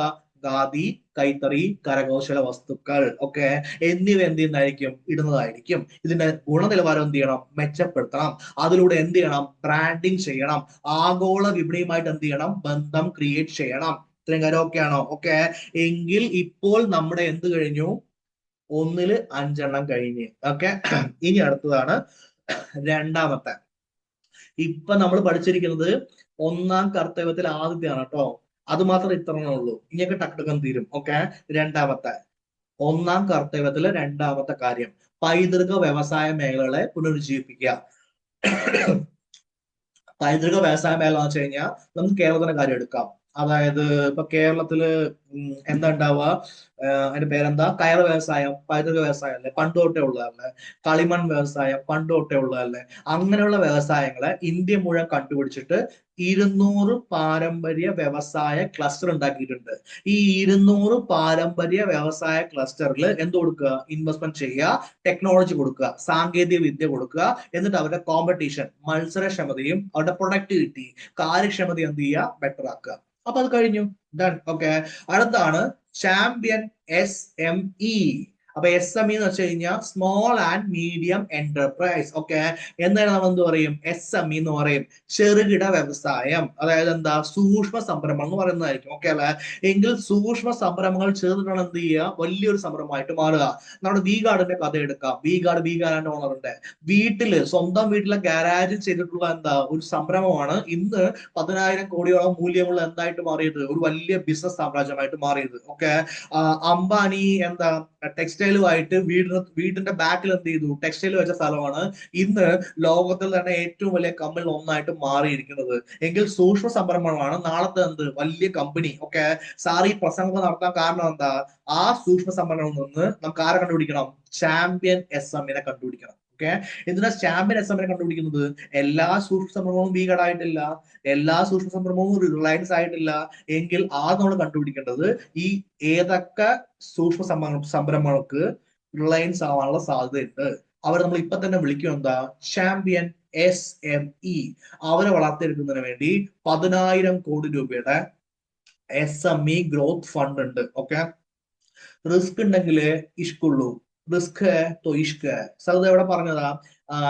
എന്താ പറയാ? ഹർഷദ് മേത്ത പറഞ്ഞിട്ടൊരു സീരീസ് ഉണ്ടായിരുന്നു, സ്കാം 1992 എന്ന് പറയും, അതിൽ പറഞ്ഞാണ്. ഇപ്പൊ എന്താ പറയാനുള്ള കാരണം എന്താ, അവിടെ ഒരു വാക്കുണ്ട്, വാക്കിന്റെ പേരാണ് റിസ്ക് മൂലധനം. അതായത് ചില പ്രത്യേക കാര്യങ്ങൾ ചെയ്യാൻ വേണ്ടിയിട്ട് എന്ത് ചെയ്യണം, പൈസയ്ക്ക് ആവശ്യം ഉണ്ടാവും, അത് വേറെ ആരും കൊടുക്കൂല എങ്കിൽ ആ SMEക്ക്, സൂക്ഷ്മ സംരംഭങ്ങൾക്ക് ഇത് കൊടുക്കാൻ വേണ്ടി എന്താ 2000 കോടി രൂപ കൂടെ എന്ത് ചെയ്യും, അനുവദിക്കും. ഓക്കെ, അപ്പൊ ആദ്യം നിങ്ങൾ റിസ്ക് എടുക്കണം, സ്വന്തമായിട്ട് എന്ത് ചെയ്യണം, ഒരു പുതിയ പരിപാടി ചെയ്യാൻ വേണ്ടി തീരുമാനിച്ചു, അതിനാരും പൈസ തരുന്നില്ല. അപ്പൊ നിങ്ങൾ എവിടെ പോയി? ബാങ്കിൽ പോയി. എന്താ ബാങ്കിൽ പോയത്? അപ്പൊ പറഞ്ഞ എന്താ, ബഡ്ജറ്റിൽ റിസ്ക് പണം തന്നിട്ടുണ്ട്, അതൊന്നും 2000 കോടി ഉണ്ടല്ലോ, എടുക്കൊരു 1000 കോടി. അങ്ങനൊന്നും പറയാൻ പറ്റില്ല. അപ്ലൈ ചെയ്യാം, അപ്പൊ എന്ത് കിട്ടും, 1-2 ലക്ഷം കിട്ടുന്നതായിരിക്കും. ഓക്കെ, ആ പൈസ കൊണ്ട് എന്ത് ചെയ്യുക, നമ്മുടെ കമ്പനിയെ നന്നായിട്ട് വളർത്തുക. അത് വളർത്തി കഴിഞ്ഞാൽ കമ്പനി നല്ല ഗ്രോത്ത് കണ്ടാൽ നിങ്ങൾക്ക് എന്താവാം, ഞങ്ങൾ ചാമ്പ്യൻ SME ആവാൻ വേണ്ടി പ്രിപ്പയർ ചെയ്യാൻ പോകണമെന്ന് പറയാം. അങ്ങനെ പറഞ്ഞു കഴിഞ്ഞാൽ ആ 10,000 കോടി രൂപയല്ലേ, അതിൽ നിന്ന് കിട്ടും 1 കോടി രൂപ നിങ്ങളുടെ കയ്യിൽ കിട്ടും. ഓക്കെ, അപ്പൊ നിങ്ങളുടെ കമ്പനി നിങ്ങൾക്ക് വളർത്തിക്കൂടെ? അതെ. അങ്ങനെ നിങ്ങൾ വളർന്ന് വളർന്ന് വളർന്ന് വളർന്ന് ആരാവും? അടുത്ത അംബാനിയാവും, അടുത്ത അദാനിയാവും, അടുത്ത ഇലോൺ മസ്ക് ആവും, അടുത്ത എന്താ മൈക്രോസോഫ്റ്റിന്റെ ആളാവും. ഓക്കെ സാർ, എത്ര മനോഹരമായ നടക്കാ സ്വപ്നം. എന്റെ മക്കൾ നടക്കും. ഓക്കെ, നടക്കില്ല എന്ന് വിചാരിച്ചു കഴിഞ്ഞാൽ ഒന്നും നടക്കില്ല. നടക്കുന്നു വിചാരിച്ചാൽ എന്ത് ചെയ്യും, എല്ലാം നടക്കുന്നതായിരിക്കും. അതുകൊണ്ട് നടക്കുന്നു വിചാരിക്കുക, ബി പോസിറ്റീവ്. ഓക്കെ, ഇത്രയും കാര്യം ഓക്കെ ആണല്ലോ. അതെ, ഈ അടുത്തതിന്റെ പേരാണ് കോർപ്പറേറ്റ് മിത്രങ്ങൾ. ഫ്രണ്ട്സ് വേണം മക്കളെ. ഈ എന്താ പറയാ, സോഷ്യൽ മീഡിയയിൽ എന്താ ഫേസ്ബുക്കിലും ഇൻസ്റ്റാഗ്രാമിലുള്ള ലക്ഷക്കണക്കിന് ഫ്രണ്ട്സ് അല്ല, എന്തെങ്കിലും ഒരു ആവശ്യം ഉണ്ടെങ്കിൽ സ്വന്തം ജീവൻ കൂടി കൊടുക്കാൻ തയ്യാറായിട്ടുള്ള എന്താ ഒരു 4-5 ഫ്രണ്ട്സ് ഉണ്ടെങ്കിൽ നിങ്ങളുടെ ജീവിതം എന്തായി, ധന്യമായി. കറക്റ്റ് ആണ്, നിങ്ങളുടെ ജീവിതം എന്തായി, ഹാപ്പി ആയി. ഇവിടെ ഈ SMEക്ക് വേണ്ട അങ്ങനെയുള്ള ഫ്രണ്ട്സിന്റെ പേരാണ് കോർപ്പറേറ്റ് മിത്രങ്ങൾ. നിങ്ങൾ എത്ര പേര് ഷാർക്ക് ടാങ്ക് കാണുന്നു എനിക്കറിയില്ല, കണ്ടില്ലെങ്കിലും കുഴപ്പമൊന്നുമില്ല. ഷാർക്ക് ടാങ്ക് എന്നൊരു പരിപാടി ഉണ്ട്, ഷാർക്ക് ടാങ്ക്. അതായത് വലിയ വലിയ ഇൻവെസ്റ്റേഴ്സ് അവിടെ വന്നിരിക്കും, നിങ്ങൾ എന്ത് ചെയ്യുക, നിങ്ങളുടെ കമ്പനിയെ കുറിച്ച് അവിടെ പോയി പറയാ. ഐഡിയ അല്ല പറയേണ്ടത്, കമ്പനിയെ കുറിച്ച് പറയണം. ഓക്കെ, അതായത് ഞാൻ ഇപ്പൊ ഒരു SME ആണ്, ഇത്ര പ്രൊഡക്റ്റ് ഉണ്ടാക്കിയിട്ടുണ്ട്, ഇങ്ങനെ വിൽക്കുന്നുണ്ട്, ഇനി എനിക്ക് എന്ത് ചെയ്യണം, ആഗോള വേൾഡിലേക്ക് എത്തണം എങ്കിൽ എനിക്ക് കുറച്ച് പൈസയുടെ ആവശ്യമുണ്ടെന്ന് അവർക്ക് പറഞ്ഞാൽ അവർക്ക് ഇഷ്ടപ്പെട്ട എന്ത് ചെയ്യും, അവർ പൈസ തരും. അതേപോലുള്ള ആളുകൾ വിളിക്കുന്നവരാണ് കോർപ്പറേറ്റ് മിത്രാസ്. ഈ കോർപ്പറേറ്റ് മിത്രാസിന് വേണ്ടിയിട്ട് ആ പരിപാടിയിൽ പോവുകയാണെങ്കിൽ ചുമ്മാ പോകാൻ പറ്റില്ല. നിങ്ങൾ പ്രോപ്പർ ബാലൻസ് ഷീറ്റ് ഉണ്ടാവണം, ടെക്നിക്കൽ കാര്യങ്ങൾ ഉണ്ടാവണം, കാര്യങ്ങൾ കൃത്യമായി പറയാൻ അറിയണം. ചുമ്മാ എയറിൽ പോയി കാര്യം പറയാൻ പറ്റില്ലല്ലോ. എങ്കിൽ ആദ്യം നിങ്ങൾ എന്ത് ചെയ്യണം, പഠിക്കണം. അത് പഠിക്കാൻ വേണ്ടിയിട്ട് ICAI, ICSI, ICMAI ഓക്കെ എന്നീ പ്രൊഫഷണൽ സ്ഥാപനങ്ങൾ ഒരു MSME ആയ നിങ്ങൾ എന്ത് ചെയ്യുന്നതായിരിക്കും, ഹെൽപ്പ് ചെയ്യുന്നതായിരിക്കും. ഓക്കെ, സോ അത് എവിടെ ഉണ്ടാവും, ടയർ 2 ആൻഡ് ടയർ 3 പട്ടണങ്ങളിലാണ് ഇത് പ്രധാനമായിട്ട് എന്ത് ഉണ്ടാവുക. ഓക്കെ, കൊച്ചിയിൽ ഉണ്ടാവും സാറേ, കൊച്ചി ഒരു മെട്രോ ആണ്, മെട്രോ. ഓക്കെ, അപ്പൊ കൊച്ചിയിലല്ല കോൺസെൻട്രേറ്റ് ചെയ്യുന്നത്, ടയർ 2, ടയർ 3 പട്ടണങ്ങളാണ് പ്രധാനമായിട്ട് എന്ത് ചെയ്യാൻ പോണത്, ഉണ്ടാവാൻ വേണ്ടി പോകുന്നത്. അത്രയും കാര്യം ഓക്കെ അല്ലേ. ഓക്കെ, നാലാമത്തെ കാര്യം, അടിസ്ഥാന സൗകര്യങ്ങൾക്ക് ശക്തമായ മുന്നേറ്റം നൽകുക. അപ്പൊ എന്താണ് അടിസ്ഥാന സൗകര്യം എന്ന് വെച്ച് കഴിഞ്ഞാൽ, റോഡ് ഉണ്ടാക്കുക, റെയിൽവേ ഉണ്ടാക്കുക. അത് എന്ന് പറഞ്ഞു കഴിഞ്ഞാൽ മൂലധന ചെലവല്ലേ. ഇപ്പൊ ഞങ്ങൾക്ക് മൂലധന ചെലവ് എന്ന് പറഞ്ഞാൽ എന്താണെന്ന് അറിയാലോ, ഒരുപാട് കാലത്തേക്ക് ഇൻവെസ്റ്റ് ചെയ്യുന്ന പൈസയാണ്. അപ്പൊ പൊതു മൂലധന ചെലവ് 2026-27 വർഷത്തില് 12.2 ലക്ഷം കോടിയെ നമ്മൾ എന്ത് ചെയ്യും, ചെലവാക്കുന്നതായിരിക്കും. ഓക്കെ, അങ്ങനെ നിർമ്മാണ ഘട്ടങ്ങളില് ഒരു റോഡ് ഉണ്ടാക്കുന്ന വിചാരിക്കുക, ഇടയ്ക്കൊരു മഴ വന്ന് അല്ലെങ്കിൽ എന്താ റോഡ് പൊളിഞ്ഞ്, അതായത് എന്താ ഭൂകമ്പം വന്നിട്ട്, അപ്പൊ ഇതൊക്കെ വന്നു കഴിഞ്ഞാൽ നിർമ്മാണത്തിൽ ഉണ്ടാക്കുന്നവർക്ക് ഒരുപാട് പ്രശ്നമായിരിക്കില്ലേ. അതൊക്കെ ഒഴിവാക്കാൻ വേണ്ടിയിട്ട് ഇൻഫ്രാസ്ട്രക്ചർ റിസ്ക് ഗ്യാരണ്ടി ഫണ്ട് ഉണ്ട്. അങ്ങനെ എന്തെങ്കിലും അതിന് ഗോഡ്സ് ഹാൻഡ് എന്നാണ് വിളിക്കുക. ഇതൊന്നും നമ്മുടെ കയ്യിലല്ലല്ലോ, ഭൂകമ്പം വരുന്നതും പിന്നെന്താ പ്രളയം വരുന്നതൊക്കെ. അങ്ങനെ എന്തെങ്കിലും വരുമ്പോൾ ഇവരുണ്ടാക്കിയ ഡെവലപ്മെന്റ് സാധനങ്ങൾ മുഴുവൻ നശിച്ചു പോകില്ലേ, പിന്നെ ആദ്യം തൊട്ട് സ്റ്റാർട്ട് ചെയ്യണ്ടേ. അങ്ങനെയൊക്കെ വന്നു കഴിഞ്ഞാൽ അവർക്ക് എന്തുണ്ട്, ഇൻഫ്രാസ്ട്രക്ചർ റിസ്ക് ഗ്യാരണ്ടി ഫണ്ട് ഉണ്ട്. ഓക്കെ, അത് കൊടുക്കുന്നതായിരിക്കും. ഡാൻകുനി എന്ന് പറഞ്ഞ സ്ഥലത്ത് നിന്ന് സൂററ്റ് എന്ന് പറഞ്ഞ സ്ഥലത്തിലേക്ക് പുതിയ ചരക്ക് ഇടനാഴി, അതായത് എന്താ നമ്മുടെ ഗുഡ്സ് ആൻഡ് ട്രാൻസ്പോർട്ടേഷൻ ഒരു എന്ത് ചെയ്യും, ഇടനാഴി ക്രിയേറ്റ് ചെയ്യുന്നതായിരിക്കും. എവിടെ നിന്ന് എവിടേക്ക്, ഡാൻകുനിയിൽ നിന്ന് സൂറത്തിലേക്ക്. ഒഡീഷയില് NW5 ഉണ്ട്, നാഷണൽ വാട്ടർവേസ് 5. അത് മുതൽ അടുത്ത 5 വർഷത്തിനുള്ളിൽ പുതിയ ഈ 20 ദേശീയ ജലപാത എന്ത് ചെയ്യും, തുറക്കുന്നതായിരിക്കും. ദേശീയ ജലപാത നമുക്ക് പഠിക്കാനുള്ള ഒരു ഭാഗമാണ്. പ്രധാനമായിട്ട് ഇടയ്ക്കിടെ ക്വസ്റ്റ്യൻ വരുന്നതാണ്. NW1, NW2, NW3, NW4 എന്നൊക്കെ പറഞ്ഞിട്ട് കേരളത്തിൽ ഒരു ദേശീയ ജലപാത ഉണ്ടല്ലോ. അതേപോലെ ഒഡീഷയിലുള്ള ദേശീയ ജലപാതയാണ് NW5. അത് ഉൾപ്പെടെ 5 വർഷത്തിനുള്ള എന്താ 20 പുതിയ ദേശീയപാത എന്താക്കും, പ്രവർത്തനക്ഷമമാക്കും. ദേശീയപാതയല്ല, സോറി, ദേശീയ ജലപാത, ജലത്തിലെയാണ്. ഓക്കെ, വാരണാസിയിലും പാട്ന എന്ന് പറഞ്ഞ 2 സ്ഥലത്ത് ഉൾനാടൻ ജലഗതാഗതത്തിനുള്ള എന്താ കപ്പൽ നന്നാക്കൽ കേന്ദ്രങ്ങൾ സ്റ്റാർട്ട് ചെയ്യും. 2047 ആകുമ്പോഴേക്കും ജലപാതയുടെയും തീരദേശ ഷിപ്പിംഗിന്റെയും വിഹിതം ഇപ്പൊ 6% അത്ര കൂട്ടും, 12% കൂട്ടും. അപ്പൊ നമുക്ക് ചരക്ക് കപ്പൽ എന്ത് ചെയ്യാൻ പറ്റും? വെള്ളത്തിലൂടെ ഒരുപാട് കാര്യങ്ങൾ പോകുന്ന ആ ഒരു കപ്പൽ പ്രസ്ഥാനം ഉണ്ടാവും. സാർ എന്താണ് ഈ കപ്പൽ പ്രസ്ഥാനം? അത് ഞാൻ ഉണ്ടാക്കിയ സാധനമാണ്.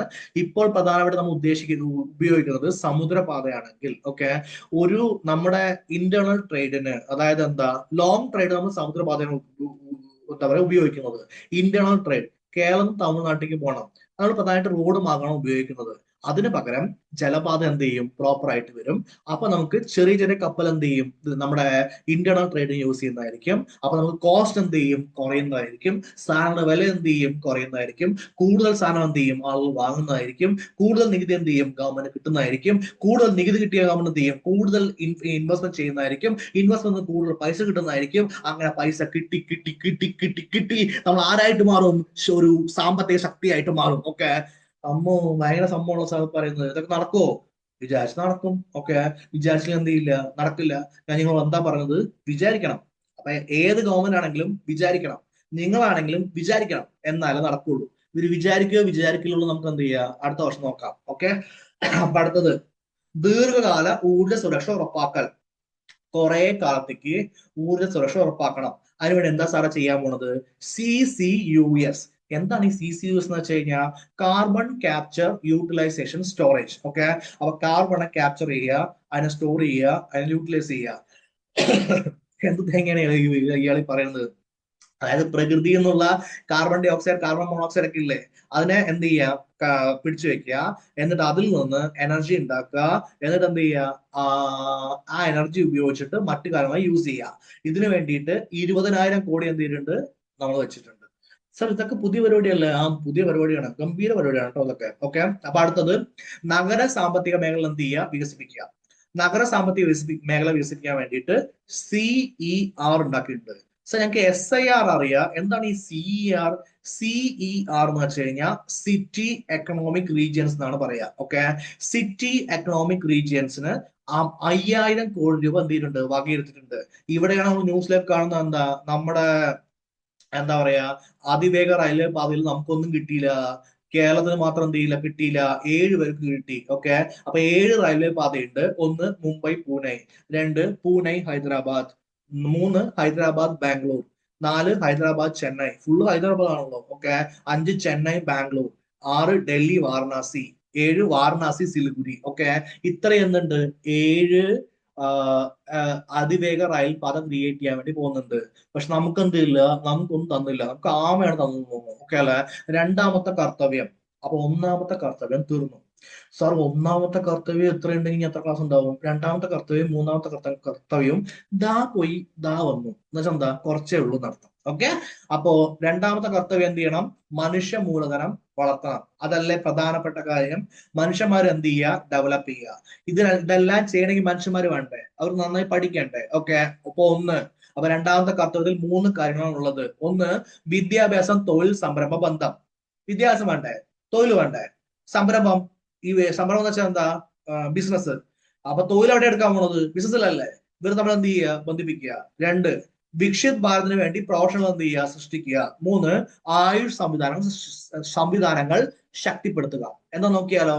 ഓക്കെ, വിദ്യാഭ്യാസം, തൊഴിൽ, സംരംഭ ബന്ധം.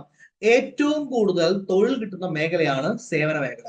സർവീസിലാണ് നമുക്ക് എന്ത് കിട്ടുന്നത്? ഏറ്റവും കൂടുതൽ തൊഴിൽ കിട്ടുന്നത്. എങ്കിൽ വികസിത് ഭാരത് ഉണ്ടാക്കാൻ വേണ്ടിയിട്ടുള്ള പ്രധാനപ്പെട്ട ചാലശക്തി എന്തായിരിക്കും? സർവീസ് മേഖലയായിരിക്കും. ഓക്കെ, അപ്പോ നമ്മളൊരു സ്റ്റാൻഡിംഗ് കമ്മിറ്റി ഉണ്ടാക്കും. എവിടെ സാറേ? എന്താ പറയാ, ഓൾ ഇന്ത്യ ലെവലില്. ഈ സ്റ്റാൻഡിംഗ് കമ്മിറ്റി വിദ്യാഭ്യാസം, തൊഴിൽ ആൻഡ് ബിസിനസ്, ഇവരെ 3 പേര് എന്ത് ചെയ്യും? ബന്ധിപ്പിക്കാൻ വേണ്ടി നോക്കും. നിങ്ങൾ വിദ്യാഭ്യാസം കിട്ടുന്നു എവിടെ? ബിസിനസ്സിൽ. അപ്പൊ നേരിട്ട് വിദ്യാഭ്യാസം കഴിഞ്ഞ ഉടനെ എന്ത് വരുന്നതായിരിക്കും? കോളേജിൽ തന്നെ ആളുകൾ വരുന്നതായിരിക്കും. നിങ്ങൾ എന്ത് ചെയ്യും? തൂക്കിയെടുത്ത് കൊണ്ടുപോകും. എന്തിനു വേണ്ടിയിട്ട്? ജോലിക്ക് വേണ്ടിയിട്ട്. ഓക്കെ, ഈ അടുത്ത പരിപാടി മൃഗസംരക്ഷണ വെറ്റനറി സേവനങ്ങൾ. വിദ്യാഭ്യാസത്തിലെ അടിസ്ഥാന സൗകര്യങ്ങൾ എന്ത് ചെയ്യുക? ഡെവലപ്പ് ചെയ്യുക. ടൂറിസവും ഹോസ്പിറ്റാലിറ്റി വികസനം എന്ത് ചെയ്യുക? നടത്തുക. പൈതൃകവും സാംസ്കാരിക ടൂറിസം എന്ത് ചെയ്യുക? കൊണ്ടുവരിക. ഓക്കെ, എങ്കിൽ വികസിത് ഭാരതിനായി എന്ത് ചെയ്യുന്നു? പ്രൊഫഷണലുകൾ സൃഷ്ടിക്കുന്നു. അപ്പോ അലൈഡ് ഹെൽത്ത് പ്രൊഫഷൻ. AHP എന്ന് വെച്ച് കഴിഞ്ഞാൽ എന്താ ഉദ്ദേശിക്കുന്നത്? ആക്ച്വലി നമ്മള് പുതിയ പ്രൊഫഷണൽസിനെ ഉണ്ടാക്കാൻ വേണ്ടി പോവുകയാണ്. എവിടെ? സർക്കാർ മേഖലയില്, സ്വകാര്യ മേഖലയില്. ഏത് തരത്തിലുള്ള പ്രൊഫഷണൽ ഉണ്ടാക്കാൻ വേണ്ടി പോകുന്നത്? ആരോഗ്യ മേഖലയിലാണ് പ്രൊഫഷൻ ഉണ്ടാക്കാൻ വേണ്ടി പോകുന്നത്. ജോലി മാത്രം പോരല്ലോ, ആരോഗ്യം വേണ്ടേ? ഹെൽത്ത് ഈസ് വെൽത്ത് എന്നല്ലേ പറയാ. നല്ല ആരോഗ്യം ഉണ്ടെങ്കിൽ നന്നായിട്ട് ജോലി ചെയ്യാൻ പറ്റുള്ളൂ. അതെ, അതിന്റെ ഭാഗമായിട്ട് ഇന്ത്യയെ ഒരു ആഗോള മെഡിക്കൽ ടൂറിസം കേന്ദ്രമായിട്ട് എന്ത് ചെയ്യും? പ്രോത്സാഹിപ്പിക്കും. അതിനുവേണ്ടി 5 പ്രാദേശിക മെഡിക്കൽ ഹബുകൾ എന്ത് ചെയ്യും? സ്ഥാപിക്കും. ആ ഡൗട്ട് ക്ലിയർ ചെയ്യാൻ വേണ്ടി മാത്രം. ഓക്കെ, നിങ്ങൾ ഒരാൾ ICUലാണ്, ഓപ്പറേഷൻ പോയിരിക്കുകയാണ്. അപ്പൊ നിങ്ങൾ ഇന്ത്യയിൽ വന്നിട്ട് എന്താ ടൂർ പോണ കാര്യത്തെ കുറിച്ചല്ല പറയുന്നത്, വിദേശം വന്നിട്ടല്ല. ഫോർ എക്സാമ്പിൾ, അവരുടെ ബെറ്റർമെന്റിന് വേണ്ടിയിട്ട് അവർ ആയുർവേദ ചികിത്സയ്ക്ക് വേണ്ടി വന്നു, അല്ലെങ്കിൽ യുനാനി ചികിത്സയ്ക്ക് വേണ്ടി വന്നു. ഇങ്ങനെയൊക്കെ ചികിത്സയ്ക്ക് വന്ന അവര് ബെറ്റർമെന്റ് അല്ല വന്നിരിക്കുന്നത്. ഓക്കെ, എങ്കിൽ അവരെന്ത് ചെയ്തു? എന്തായാലും കേരളത്തിൽ വന്നതല്ലേ, നമുക്ക് എന്ത് ചെയ്യാം? ആലപ്പുഴയിൽ പോയിട്ട് ബാക്ക് വാട്ടറിൽ പോയിട്ട് ബോട്ടിൽ പോകാൻ തീരുമാനിച്ചു. എങ്കിൽ അതുമായി ബന്ധപ്പെട്ട് മെഡിക്കൽ ടൂറിസം നടന്നില്ലേ? അതാണ് ഉദ്ദേശിക്കുന്നത്. അല്ലാതെ ഏതെങ്കിലും വിദേശിയുടെ അച്ഛനോട് മരിക്കാൻ കിടക്കുമ്പോൾ വിദേശി പോയിട്ട് ചുറ്റുന്ന പരിപാടി അല്ലാണ്ട് ഉദ്ദേശിക്കുന്നത്. ഓക്കെ അല്ലെ? അത്രയും കാര്യം മനസ്സിലായല്ലോ. എങ്കിൽ 5 വർഷത്തിനുള്ളിൽ 1,00,000 എന്തുണ്ടാവും? ആരോഗ്യ വിദഗ്ധരെ നമ്മൾ ഈ മേഖലയിൽ ഡെവലപ്പ് ചെയ്യുന്നതായിരിക്കും. ഓക്കെ, അപ്പൊ നിലവിലുള്ള AHPനെ നവീകരിക്കുന്നതായിരിക്കും, അലൈഡ് ഹെൽത്ത് പ്രൊഫഷണൽ. അപ്പൊ വികസിത് ഭാരതിന് വേണ്ടിയിട്ട് പ്രൊഫഷണലെ സൃഷ്ടിക്കുക എന്ന് പറഞ്ഞു കഴിഞ്ഞാൽ ഏത് മേഖലയിലാ? ആരോഗ്യ മേഖലയിലാണ് സൃഷ്ടിക്കുന്നത്. എന്തിനു വേണ്ടിയിട്ടാ? നമുക്കൊരു ആഗോള മെഡിക്കൽ ടൂറിസം കേന്ദ്രമായിട്ട് ആരെ വളർത്തണം? ഇന്ത്യ വളർത്തണം. അതിനുവേണ്ടി എത്ര പ്രാദേശിക മെഡിക്കൽ ഹബ് ഉണ്ടാക്കുന്നുണ്ട്? 5 എണ്ണം. ഓക്കെ, അത്രയും കാര്യം ഓക്കെ അല്ലേ? അടുത്ത പരിപാടിയുടെ പേരാണ് ആയുഷ് സംവിധാനങ്ങൾ എന്ത് ചെയ്യുക? ശക്തിപ്പെടുത്തുക. പേര് തന്നെ കേട്ടു, വൈദ്യശാസ്ത്ര സംവിധാനങ്ങളിലെ വിദ്യാഭ്യാസം, ഗവേഷണം, ആരോഗ്യ സംരക്ഷണം. ഓക്കെ, അപ്പോ ആയുഷ് സംവിധാനം എന്ന് വെച്ചാൽ എന്താ? ആയുർവേദം. ആയുർവേദത്തിന് വേണ്ടിയിട്ട് 3 പുതിയ അഖിലേന്ത്യാ ആയുർവേദ ഇൻസ്റ്റിറ്റ്യൂട്ടുകൾ എന്ത് ചെയ്യും? സ്ഥാപിക്കുന്നതായിരിക്കും. ഓക്കെ, മൃഗസംരക്ഷണം, വെറ്റിനറി സേവനങ്ങൾ. മൃഗങ്ങളെ നമ്മൾ ഡെവലപ്പ് ചെയ്യേണ്ടേ? അതെ. അപ്പൊ 20,000-ലധികം വെറ്റിനറി പ്രൊഫഷണൽ എന്ത് ചെയ്യും? നമ്മൾ ഉൾപ്പെടുത്തുന്നതായിരിക്കും. ഓക്കെ, അതിനു വേണ്ടിയിട്ട് താഴെ പറയുന്നവയെ പിന്തുണയ്ക്കുന്നതിന് വേണ്ടിയിട്ട് വായ്പാ ബന്ധിത മൂലധന സബ്സിഡി പദ്ധതി എന്ത് ചെയ്യും? കൊടുക്കും. എന്തൊക്കെയാണ് താഴെ പറയുന്ന പദ്ധതി? വെറ്റിനറി പാരാ വെറ്റിനറി കോളേജ് ഉണ്ടാക്കണമെങ്കിൽ, മൃഗാശുപത്രി ഉണ്ടാക്കണമെങ്കിൽ, രോഗനിർണയ ലാബറട്ടറി ഉണ്ടാക്കണമെങ്കിൽ, സ്വകാര്യ മേഖലയിലെ പ്രചരണ സൗകര്യങ്ങൾ, അതായത് നല്ല മാടിനെ ഉണ്ടാക്കുക, നല്ല ആടിനെ ഉണ്ടാക്കുക, പുലിക്കുട്ടി ഉണ്ടാക്കുക. പുലിക്കുട്ടി ഉണ്ടാക്കാൻ പറ്റുമോ? ക്ലാസ്സിന് പറഞ്ഞതാണ്. ആടും മാടൊക്കെ ഉണ്ടാക്കുന്ന പരിപാടിയില്ലേ, അത് ചെയ്യാം. മൃഗസംരക്ഷണം ചെയ്യാൻ വേണ്ടി പോകുന്നുണ്ട്. ഓക്കെ, ഓറഞ്ച് സമ്പദ് വ്യവസ്ഥയെ പ്രോത്സാഹിപ്പിക്കൽ. എന്താണ് സാർ ഈ ഓറഞ്ച് സമ്പദ് വ്യവസ്ഥ വെച്ച് കഴിഞ്ഞാൽ? ഓക്കെ, AVGC അതെന്താ? Animation, visual effects, gaming and comics. Okay, ഈ സംഭവങ്ങളെ വിളിക്കുന്ന പേരാണ് എന്ത്? ഓറഞ്ച് സമ്പദ് വ്യവസ്ഥ. നിങ്ങളുടെ ഏതെങ്കിലും ഫ്രണ്ട്സ് ഡിസൈനിങ്ങിലും പുതിയ മീഡിയയിലും സോഫ്റ്റ്വെയർ ഡെവലപ്മെന്റിലും ആർട്സിലും ഹെറിറ്റേജിലൊക്കെ ഉണ്ടാവില്ലേ? ഇവരെല്ലാം വിളിക്കുന്ന പേരാണ് എന്ത്? ഓറഞ്ച് സമ്പദ് വ്യവസ്ഥ എന്ന് പറഞ്ഞിട്ട്. ഈ ഓറഞ്ച് സമ്പദ് വ്യവസ്ഥയെ വിളിക്കണമെങ്കിൽ ആദ്യം ഈ കാര്യങ്ങളിൽ കുറെ ടെക്നിക്കൽ ആളുകൾ വേണ്ടേ? അതിനു വേണ്ടിയിട്ട് 15,000 സെക്കൻഡറി സ്കൂളുകളിൽ ഈ AVGC animation, visual effect and gaming and comics ഇതിനെ കുറിച്ച് എന്ത് ചെയ്യുന്നതായിരിക്കും? പഠിപ്പിക്കുന്നതായിരിക്കും. 500 കോളേജിൽ എന്ത് ചെയ്യും? AVGCയെ കുറിച്ച് എന്ത് ചെയ്യുന്നതായിരിക്കും? പഠിപ്പിക്കുന്നതായിരിക്കും. ഓക്കെ അല്ലെ? അപ്പൊ കണ്ടന്റ് ക്രിയേറ്റർ ലാബുകൾ സ്ഥാപിക്കുന്നതിന് വേണ്ടിയിട്ട് മുംബൈയിലെ Indian institute of creative technology എന്ത് കൊടുക്കുന്നതായിരിക്കും? പിന്തുണ കൊടുക്കുന്നതായിരിക്കും. ഇത്രയും കാര്യം ഓക്കെ ആണോ? ഇത്രയും കാര്യം ഉണ്ടെന്നല്ലേ? ഓക്കെ, അപ്പോ വിദ്യാഭ്യാസ അടിസ്ഥാന സൗകര്യങ്ങൾ എന്ത് ചെയ്യുക? ഉൾപ്പെടുത്തുന്നത് നോക്കാൻ വേണ്ടി പോവുകയാണ്. ഓക്കെ, വിദ്യാഭ്യാസ അടിസ്ഥാന സൗകര്യങ്ങൾ ഉൾപ്പെടുത്തി നോക്കാൻ വേണ്ടി എന്താ നമ്മൾ ചെയ്യാൻ പോണത്? 5 യൂണിവേഴ്സിറ്റി ടൗൺഷിപ്പുകൾ നമ്മൾ സൃഷ്ടിക്കുന്നതായിരിക്കും. ഓക്കെ, എവിടെ? വ്യാവസായിക ലോജിസ്റ്റിക് ഇടനാഴികൾക്ക് നടുവില്. എന്തിനാ ഈ വ്യാവസായിക ലോജിസ്റ്റിക് ഇടനാഴികൾക്ക് നടുവിൽ നമ്മൾ ഈ 5 യൂണിവേഴ്സിറ്റി ടൗൺഷിപ്പ് സൃഷ്ടിക്കുന്നത്? നിങ്ങൾ നോക്കിയാ, ആദ്യം വിദ്യാഭ്യാസം, ജോലി, സംരംഭം അടുത്ത്. ഇതിന്റെ അടുത്ത്, അതായത് വ്യാവസായിക ലോജിസ്റ്റിക് ഇടനാഴിക്ക് അടുത്ത് തന്നെയാണ് എന്തുള്ളത്? കോളേജ് ഉള്ളതെങ്കിൽ കോളേജിൽ പഠിച്ചു നേരെ എന്ത് ചെയ്യുക? ജോലിക്ക് പോവുക. ഓക്കെ, അങ്ങനെ ഒരു സിസ്റ്റം വന്നില്ലേ? അതിനാണ് ഇത് ചെയ്യാൻ വേണ്ടി പോകുന്നത്. ഓക്കെ, VGF എന്ന് വെച്ച് കഴിഞ്ഞാൽ മൂലധന പിന്തുണയിലൂടെ എല്ലാ ജില്ലയിലും എന്ത് കൊടുക്കുന്നതായിരിക്കും? പെൺകുട്ടികൾക്ക് വേണ്ടിയിട്ട് ഒരു ഹോസ്റ്റൽ സ്ഥാപിക്കുന്നതായിരിക്കും. അപ്പൊ വിദ്യാഭ്യാസത്തിൽ എല്ലാ ജില്ലയിലും പെൺകുട്ടികൾ ഉണ്ടാവും, ഹോസ്റ്റൽ ഉണ്ടാവും. ടൂറിസവും ഹോസ്പിറ്റാലിറ്റി വികസനവും, national institute of hospitality. Okay, അപ്പൊ national council for hotel management and catering ടെക്നോളജിയെ നാഷണൽ ഇൻസ്റ്റിറ്റ്യൂട്ട് ഓഫ് ഹോസ്പിറ്റാലിറ്റി എന്ത് ചെയ്യും? വർദ്ധിക്കും. എന്ത് ചെയ്യും? ഉയർത്തും. IIM ആയിട്ട് സഹകരിച്ചിട്ട് ഹൈബ്രിഡ് മോഡലില് 12 ആഴ്ച നീണ്ടു നിൽക്കുന്ന ഒരു സ്റ്റാൻഡേർഡൈസ് പരിശീലന പരിപാടിയിലൂടെ 20 സൈറ്റുകളിൽ 10,000 ടൂറിസ്റ്റ് ഗൈഡുകൾ എന്ത് ചെയ്യും? കൊണ്ടുവരും. അപ്പൊ 10,000 ടൂറിസ്റ്റ് ഗൈഡ് കൊണ്ടുവന്ന കുറേ ബെറ്റർ അല്ലേ? ഹോസ്പിറ്റാലിറ്റി ടൂറിസം നമ്മുടെ പ്രധാനപ്പെട്ട കാര്യമാണല്ലോ. ഓക്കെ, എല്ലാ സാംസ്കാരിക ആത്മീയ പൈതൃക സ്ഥലങ്ങളെയും ഡിജിറ്റലായി കണ്ടുപിടിക്കുന്നതിന് വേണ്ടിയിട്ട് ഒരു national destination digital knowledge grid എന്ത് ചെയ്യും? സ്ഥാപിക്കുന്നതായിരിക്കും. ഓക്കെ, അപ്പൊ പൈതൃകവും സാംസ്കാരിക ടൂറിസം ചെയ്യാൻ പോകുന്ന കാര്യം ലോഥൽ, ധോളവീര ഇതൊക്കെ ഇവിടെ കേട്ടിട്ടുണ്ടല്ലോ. സിന്ധുനദി സംസ്കാരം, രാഖി ഗർഗി, ആദിചലന്നൂർ, സാരാനാഥ്, ഹസ്തിൻപൂർ, മഹാഭാരതത്തിലെ സ്ഥലമാണോ? അതെ, ഹസ്തിൻപൂർ, ലേ കൊട്ടാരം എന്നിവ ഉൾപ്പെടെ ഒരു 15 പ്രധാന പുരാവസ്തു പൈതൃക കേന്ദ്രങ്ങളെ സാംസ്കാരിക കേന്ദ്രങ്ങളാക്കി മാറ്റുന്ന ഒരു പരിപാടി നമ്മൾ എന്ത് ചെയ്യും? കൊണ്ടുവരുന്നതായിരിക്കും. ഓക്കെ, ഗേലോ ഇന്ത്യ മിഷൻ അടുത്ത ഒരു 10 വർഷം കൊണ്ട് നമ്മൾ എന്താവണം? ഒരു കായിക ശക്തിയായിട്ട് മാറണം. ഒളിമ്പിക്സ് എന്ന് പറഞ്ഞാൽ എന്തായിരിക്കണം? ഇന്ത്യക്ക് ഒരുപാട് മെഡൽ കിട്ടണം. അത് നമ്മൾ ചെയ്യുന്നതായിരിക്കും. ഓക്കെ, അപ്പൊ രണ്ടാമത്തെ കർത്തവ്യം കഴിഞ്ഞു. ഇനി കർത്തവ്യം നമ്പർ 3. കർത്തവ്യം നമ്പർ 3ന്റെ പേരെന്താ? സബ്കാ സാത്ത് സബ്കാ വികാസ്. എല്ലാവരും എന്ത് ചെയ്യുക? കൊണ്ടുവരിക. ആരൊക്കെ കൊണ്ടുവരാൻ പോണത്? കർഷകർ, ദുർബല വിഭാഗങ്ങൾ, പിന്നോക്കം നിൽക്കുന്ന പ്രദേശങ്ങൾ എന്നിവയെല്ലാം ഉൾപ്പെടുത്തി ഇന്ത്യ എന്ത് ചെയ്യുക? വികസിപ്പിക്കുക. ഓക്കെ, അപ്പൊ മൂന്നാമത്തെ കർത്തവ്യം ചെയ്യാൻ പോകുന്ന കാര്യം കർഷകരുടെ വരുമാനം വർദ്ധിപ്പിക്കുക. ഡിജിറ്റൽ കൃഷി, ഭാരത് വിസ്താർ, ദിവ്യാംഗ ജനങ്ങളെ ശാക്തീകരിക്കൽ. എന്റെ അമ്മ, എന്താണ് ഈ ദിവ്യാംഗ ജനങ്ങൾ? അതായത് വികലാംഗരെ പോലെയാണ്. ഓക്കെ, മാനസികാരോഗ്യവും ട്രോമ കെയർ എന്ത് ചെയ്യുക? ശക്തിപ്പെടുത്തുക. ദാ പിടിച്ചോ, ദാ പോയി, ദാ വന്നു. കർഷകരുടെ വരുമാനം എന്ത് ചെയ്യണം? വർദ്ധിപ്പിക്കണം. ഓക്കെ, അങ്ങനെ കർഷകരുടെ വരുമാനം വർദ്ധിപ്പിക്കണം എന്താ ചെയ്യേണ്ടത്?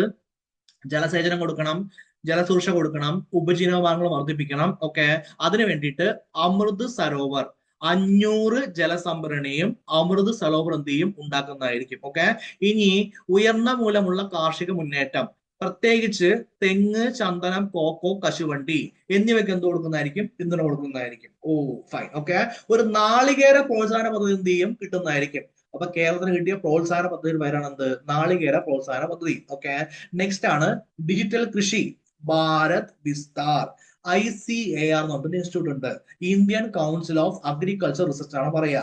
ഇനി കർഷകർക്ക് എങ്ങനെയാണ് എന്താ പറയാ കൃഷിയെ കുറിച്ച് ചെയ്യുന്നതിന് വേണ്ടിയിട്ട് ഒരു AI അധിഷ്ഠിത പ്ലാറ്റ്ഫോം സൃഷ്ടിക്കുന്നതായിരിക്കും. ഓക്കെ, അപ്പൊ AI വെച്ച് കർഷകർക്ക് എന്ത് ചെയ്യാൻ പറ്റും? എങ്ങനെ കാര്യം ബെറ്റർ ആയിട്ട് ചെയ്യാൻ വേണ്ടി പറ്റും. ആ AI പോർട്ടലിന്റെ പേരാണ് ഭാരത് വിസ്താർ. ഓക്കെ, അപ്പൊ എല്ലാവർക്കും എന്ത് ചെയ്യുക? ആക്സസ് ചെയ്യുക. കർഷകർക്ക് അവിടെ പ്രാദേശിക ഭാഷയിൽ എന്ത് ചെയ്യുക? സംസാരിക്കുക. ആ പരിപാടിയുടെ പേരാണ് ഭാരത് വിസ്താർ. ദിവ്യാംഗ ജനങ്ങളെ ശക്തിപ്പെടുത്തൽ. നമ്മളിപ്പോ വികലാംഗം ഒന്നും പറയില്ലല്ലോ, സ്പെഷ്യലി ഏബിൾ എന്നാണ് പറയുക. അതിന്റെ മലയാളം വേർഡാണ് ദിവ്യാംഗ ജനങ്ങളെ എന്ത് ചെയ്യുക? ശക്തിപ്പെടുത്തുക. അതിനു വേണ്ടിയിട്ട് ഒരു പരിപാടി കൊണ്ടുവന്നിട്ടുണ്ട്. പരിപാടിയുടെ പേരാണ് ദിവ്യാംഗജൻ കൗശൽ യോജന. ഓക്കെ, ഏതൊക്കെ മേഖലയിൽ? IT, hospitality, food and beverage എന്നിവ എന്ത് ചെയ്യുന്നു? കോൺസെൻട്രേറ്റ് ചെയ്യുന്നു. Okay, done. മാനസിക ആരോഗ്യവും ട്രോമ കെയറും ശക്തിപ്പെടുത്തൽ. വടക്കേ ഇന്ത്യയിൽ നമ്മൾ നിംഹാൻസ് 2 എന്ത് ചെയ്യും? ഒരു സ്ഥാപനം ഉണ്ടാക്കും. റാഞ്ചിയിലും തേജ്പൂരിലും ദേശീയ മാനസികാരോഗ്യ സ്ഥാപനങ്ങളെ പ്രാദേശിക ഉന്നത സ്ഥാപനങ്ങളായിട്ട് എന്ത് ചെയ്യും? ഉയർത്തുന്നതായിരിക്കും. Okay, okay. പൂർവോദയ സംസ്ഥാനങ്ങളിലും വടക്ക് കിഴക്കൻ മേഖലയിലും ശ്രദ്ധ കേന്ദ്രീകരിക്കുക. എന്താണ് സാർ ഈ പൂർവോദയ സംസ്ഥാനം? 5 എണ്ണം ഉണ്ട്: ബീഹാർ, ജാർഖണ്ഡ്, ഒഡീസ, പശ്ചിമ ബംഗാൾ, ആന്ധ്രാപ്രദേശ്. ഓക്കെ, അവിടെ 5 വിനോദസഞ്ചാര കേന്ദ്രങ്ങൾ എന്ത് ചെയ്യും? സൃഷ്ടിക്കുന്നതായിരിക്കും. ഓക്കെ, പൊതുഗതാഗതം മെച്ചപ്പെടുത്തുന്നതിന് വേണ്ടിയിട്ട് 4000 ബസ് കൊണ്ടുവരുന്നതായിരിക്കും. പ്രാദേശിക സൗകര്യങ്ങളും മൊബിലിറ്റിയും നമ്മൾ എന്ത് ചെയ്യും?